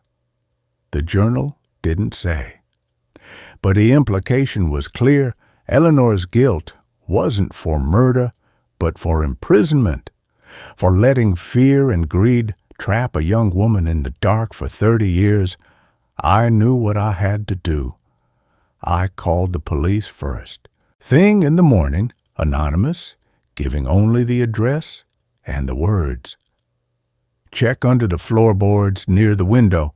You'll find Sarah Chen's journal, and maybe more. I hung up before they could trace the call.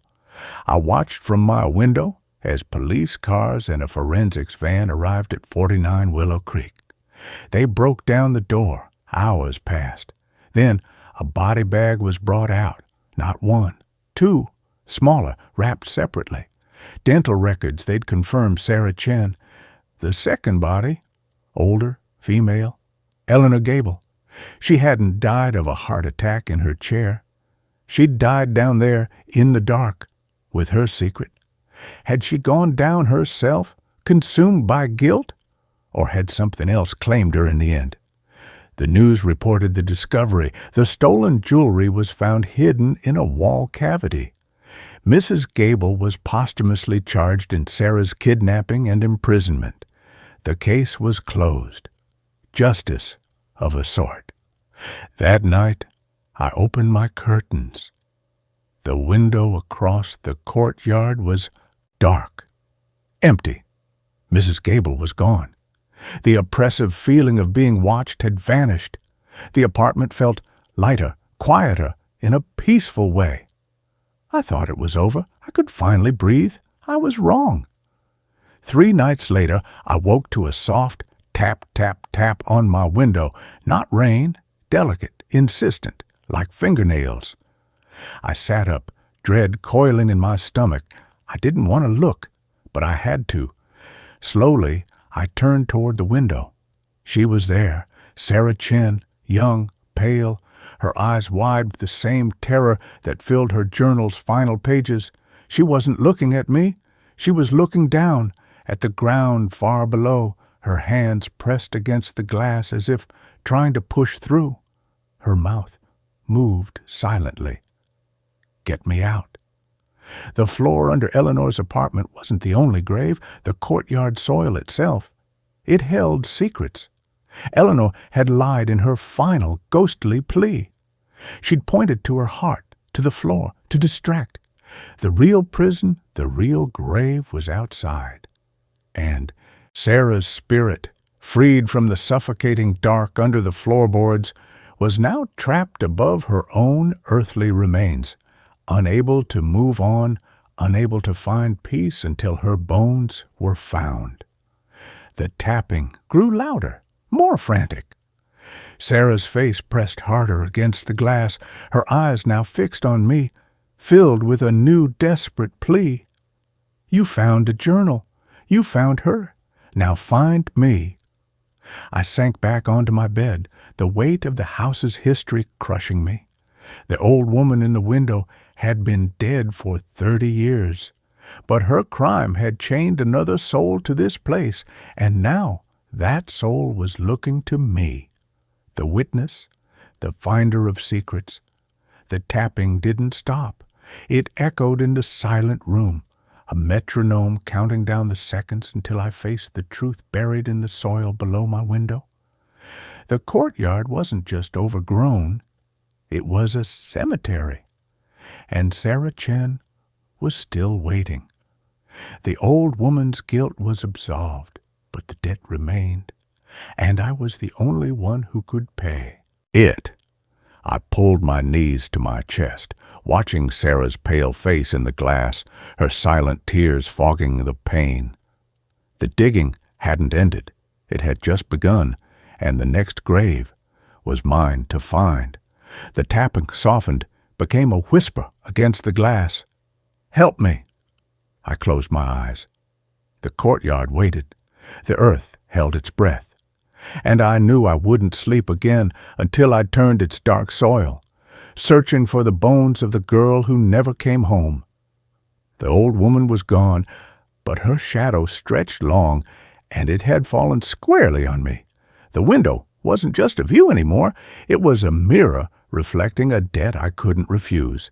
Sarah's eyes held mine through the glass, a silent promise. You see me? Now set me free. And I knew, with a cold certainty that seeped into my bones, that I would, even if it meant digging until my own hands bled in the haunted earth of Willow Creek Lane. The tapping stopped. The silence that followed was heavier than any sound. It was the silence of the grave, waiting to be opened. I got out of bed. I had a shovel to find. And so, this story comes to an end. Let's start another. I took a job as a night watchman at a remote hospice. The patients haven't moved in years, but their shadows do. The advertisement was taped to the window of a laundromat in a town that barely registered on Google Maps. It was a single sheet of yellowed paper, curled at the edges, written in the frantic, jagged loops of an old typewriter. Night caretaker, needed, St. Jude's Palliative Care Center. No medical experience required. $500 per night. Cash. $500 a night for a college dropout drowning in student loans and driving a Honda Civic that sounded like it was gargling gravel. That kind of money wasn't just appealing. It was a lifeline. I didn't question why the pay was so high for a job that required zero skills. I didn't question why a hospice was hiring via a laundromat flyer. Desperation has a way of putting blinders on a man. I called the number. A woman answered on the first ring. Her voice sounded like dry leaves scraping over concrete. She didn't ask for my name, my references, or my background. She just asked if I could stay awake from sundown to sunup. When I said yes, she gave me an address and told me to be there by 8 p.m. sharp. The drive took 2 hours. I left the interstate and turned onto a state highway, then a county road, and finally a gravel track that wound its way up into the dense, suffocating pine forests of the Cascades. The trees were tall here, ancient things that blotted out the twilight, creating a tunnel of shadows that seemed to swallow my headlights. The deeper I drove, the heavier the air felt. My ears popped. The radio static grew louder until it drowned out the music, forcing me to drive in silence. St. Jude's wasn't a hospital. It was a manor house, a Victorian monstrosity of dark wood and stone perched on a cliff edge overlooking a valley of black mist. It had turrets and gables and windows that looked like heavy-lidded eyes. The ivy climbing the walls was dead, a brown, skeletal web choking the masonry. I parked my car in a gravel circle. The engine sputtered and died before I even turned the key. Silence rushed in to fill the void, a heavy ringing silence that felt pressurized. The front door opened before I reached the steps. A woman stood there. She was impossibly tall, wearing a stiff gray nurse's uniform that looked like it belonged in the 1950s. Her hair was pulled back into a bun so tight it pulled the skin of her face taut, giving her a permanent, skull-like grin.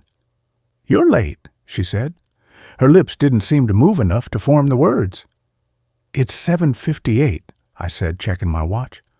"Time flows differently at altitude," she replied cryptically.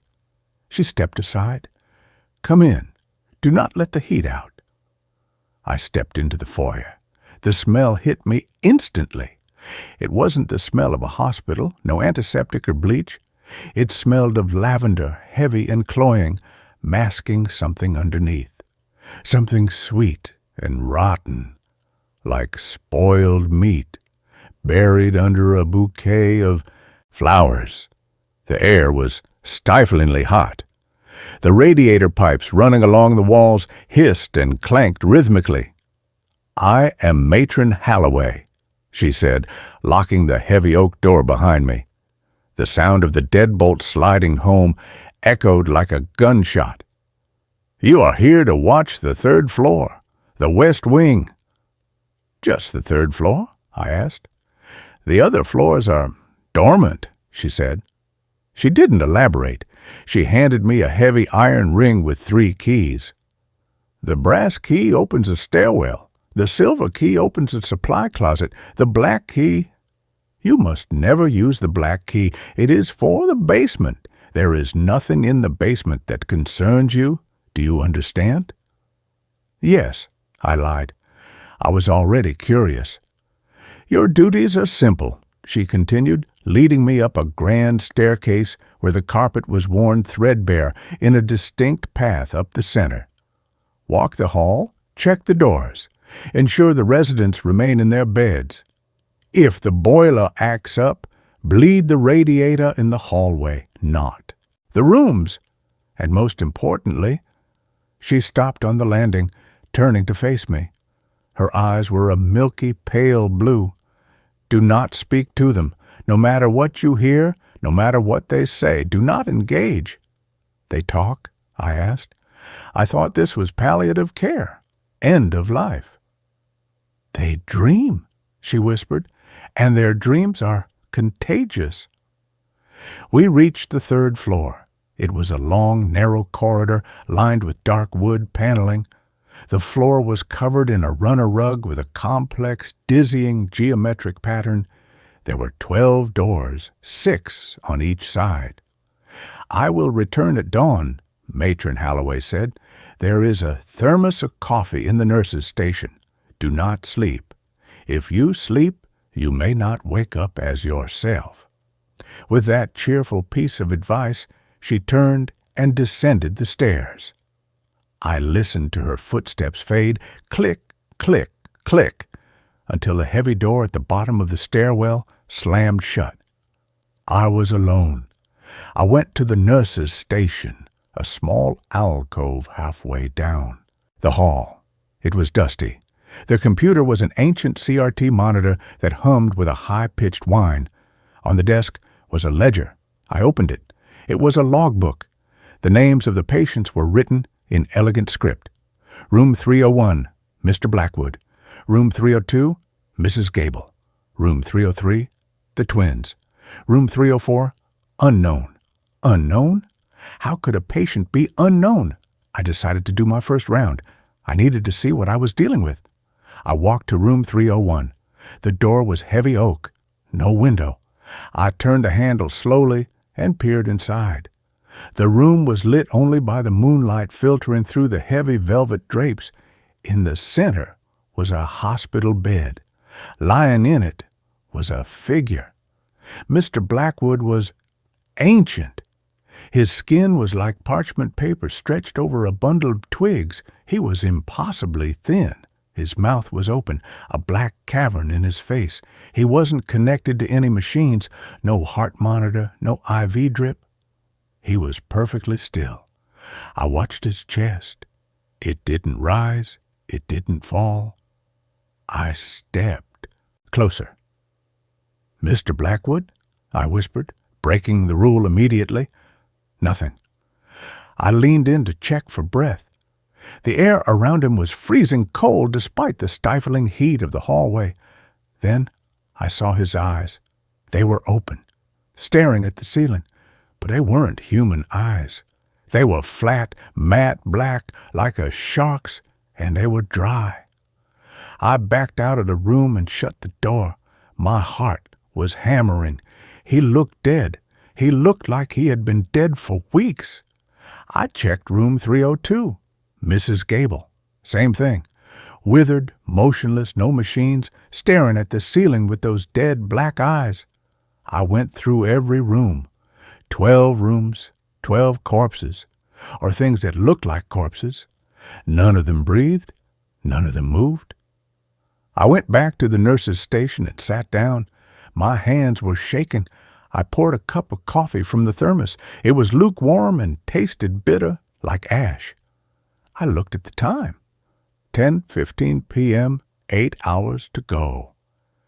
"It's just a storage facility," I muttered to myself, trying to rationalize it. They're dead, and the matron is just keeping them here until what? Funerals? At 11 p.m., the sounds started. It began as a scratching noise, like rats in the walls. I tried to ignore it. Old houses have rats. But then the scratching changed. It became rhythmic. Scritch, scritch, scritch. It was coming from the floorboards, directly beneath my feet. I moved my chair back. The scratching followed me. Then a thud, loud and wet, coming from room 306. I grabbed a heavy flashlight I'd brought from my car. I walked down the hall to room 306. The nameplate said, Captain Miller. I stood outside the door. Silence. Then another thud, like a side of beef being dropped on the floor. I threw the door open and shone the light inside. Captain Miller was in his bed. He hadn't moved. He was still staring at the ceiling with those shark eyes. But the bed had moved. When I checked earlier, the bed was in the center of the room.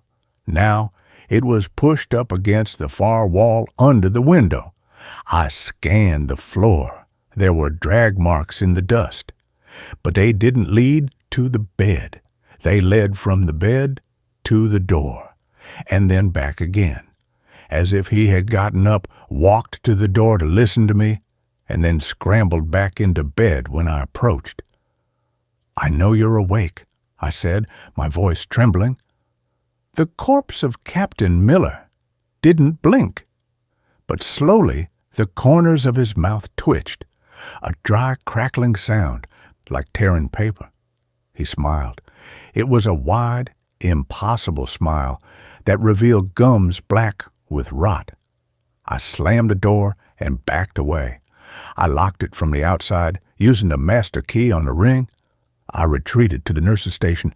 I pulled the ledger toward me. I needed to know who these people were. I flipped back through the pages. The dates went back. November 2023, October 2023, September 1994, August 1952, July 1921. I stopped. The handwriting was the same names. Mr. Blackwood, Mrs. Gable, Captain Miller. They had been checked in decades ago. These people weren't dying. They were persisting. At midnight, the temperature dropped. The radiator pipes groaned and fell silent. The oppressive heat vanished, replaced by a bone-deep chill that made my breath fog in the air, and the shadows detached. I was watching the hallway. The only light came from the small lamp on my desk. It cast long shadows from the door frames across the patterned rug. I watched as the shadow of room 304's doorframe stretched. It grew longer. It bent in the middle, forming a knee, then a torso, then a head. The shadow pulled itself free from the wood and stood up in the middle of the hallway. It was two-dimensional, a silhouette cut from the darkness, but it had presence. It blocked the view of the far end of the hall, then another shadow detached from room 308, and another from 310. They stood in the hallway, silent, faceless, turning their flat heads toward me. I froze. I remembered the matron's rule, do not speak to them. The shadow from room 304 began to glide toward me. It didn't walk. It slid across the floor like an oil slick. I scrambled backward, knocking over the coffee thermos. The brown liquid splashed onto the rug. The shadow paused at the spill. It crouched down. I watched in horror as it dipped a shadowy hand into the coffee. It brought the hand to where a mouth should be. It made a sound, a slurping, sucking sound. Then it spoke. "Bitter," the shadow whispered. The voice didn't come from the shadow itself. It came from the walls, vibrating the wood paneling. "We prefer sweet. We prefer vital." "What are you?" I whispered. "We are the guests," the shadow said. "The shells in the beds. They are just the heavy coats we wear during the day. The day is so bright. It burns. But the night is ours." It stood up and started moving toward me again. I ran. I grabbed the keys and sprinted for the stairwell. I shoved the brass key into the lock. It wouldn't turn. "Wrong key," the shadow whispered. It was right behind me now. I could feel the cold radiating off it. I fumbled with the ring. I tried the silver key. It didn't fit. The shadow's hand reached out. It touched my shoulder. It didn't feel like a hand. It felt like vacuum. It felt like the space where my shoulder existed was suddenly being deleted. Numbness spread down my arm instantly. I screamed and dropped the keys. "The black key," the shadow hissed. "Go down. The matron is waiting." I kicked the keys away and threw my shoulder against the door. It was solid oak. It didn't budge. The shadows were circling me now. 6 of them. They were featureless, but I could feel their hunger. "Why me?" I yelled. "Why am I here?" "The matron needs a new coat," the shadow of Captain Miller said. "Hers is wearing thin. Look." The shadow pointed to the nurse's station. I looked. Standing there was Matron Halloway. But she wasn't wearing her skin correctly. Her face was sagging, drooping off the bone like melting wax. One eye had slid down to her cheek. Her jaw was hanging loose. Underneath the sliding skin, I saw something dark and shifting, something made of smoke and teeth. "Shift change," the matron's voice gurgled. I looked at the window at the end of the hall. It was a straight drop to the jagged rocks of the valley below. But it was better than this. I ran. I dodged through the circle of shadows. They swiped at me, their touches sending bolts of freezing numbness through my body. My left leg went dead, but I kept hopping. I threw myself at the window. I expected the glass to shatter. It didn't. I bounced off. The glass was soft. It felt like rubber. It bent outward, catching me like a net, and then snapped back, throwing me onto the rug. I looked up at the window. The glass rippled. It wasn't glass. It was a membrane, a clear biological film stretched over the frame. The house wasn't a house. I looked at the walls. The wood paneling was pulsing, breathing. The geometric pattern on the rug was writhing, shifting like snakes. "You are inside," the matron gurgled, shambling toward me. She reached up and grabbed her own hair. She pulled. With a wet, tearing sound, she peeled her face off. Underneath, there was no skull, just a swirling vortex of black shadow. "We are all inside," she said. I crawled backward. My hand hit the keys I had dropped. The black key, the one she said never to use, the basement. If the stairwell door wouldn't open, maybe the supply closet would. No, that was a dead end. I looked at the floor. In the center of the rug, there was a hatch. I hadn't seen it before because the rug covered it, but the rug had pulled back, revealing a handle. It had a black keyhole. The shadows were closing in. The matron was looming over me, the darkness inside her reaching out like tendrils. I jammed the black key into the floor hatch. It turned with a fluid, organic click. I pulled the hatch open. I expected a ladder. I expected stairs. I saw a throat, a fleshy, red, pulsating tunnel going straight down into the dark. The walls of the tunnel were lined with teeth, rows and rows of molars the size of cinder blocks. "The basement," the matron whispered. "The stomach." I looked at the shadows. I looked at the teeth. "Jump," the shadows whispered. "Join the digestion. Become a coat." I didn't jump. I scrambled. I rolled to the side just as the matron lunged. She fell into the hole. She didn't scream. She laughed, a hollow, echoing laugh as she tumbled down into the gullet of the house.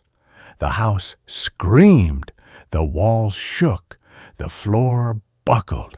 The residents in the rooms began to wail, a high, piercing shriek that shattered the light bulbs. The shadows flickered and vanished. The illusion was breaking. I stood up on my numb leg. The stairwell door had swung open. The lock had shattered. I ran. I tumbled down the stairs, tripping, falling, breaking my nose on the banister. I didn't stop. I ran past the second floor, past the first floor. The foyer was changing. The wallpaper was peeling back to reveal raw muscle. The front door was teeth. I grabbed a heavy iron coat rack from the corner and smashed it into the front window. This glass was real. It shattered. I dove through the jagged hole, cutting my arms and face, and landed in the gravel driveway. I scrambled to my car. It started on the first try. I drove. I didn't look back. I drove down the mountain at 80 miles an hour, risking death on every curve. I didn't stop until I reached the next state. That was a week ago. I'm in a motel now. I keep the lights on. I keep the TV on, but I can't escape it. I looked in the mirror this morning. There is a loose patch of skin on my cheek, just a small spot. But when I touch it, I can't feel it, and underneath, I can feel something moving. I think the matron was right. I think I let the heat out, and now I'm getting cold. I just heard a car pull up outside the motel room. It sounds like an old engine. And now there is a knock at the door. 3 slow, heavy knocks. Thump, thump, thump. and a voice. "You forgot your paycheck, Mr. Evans." It's the matron's voice.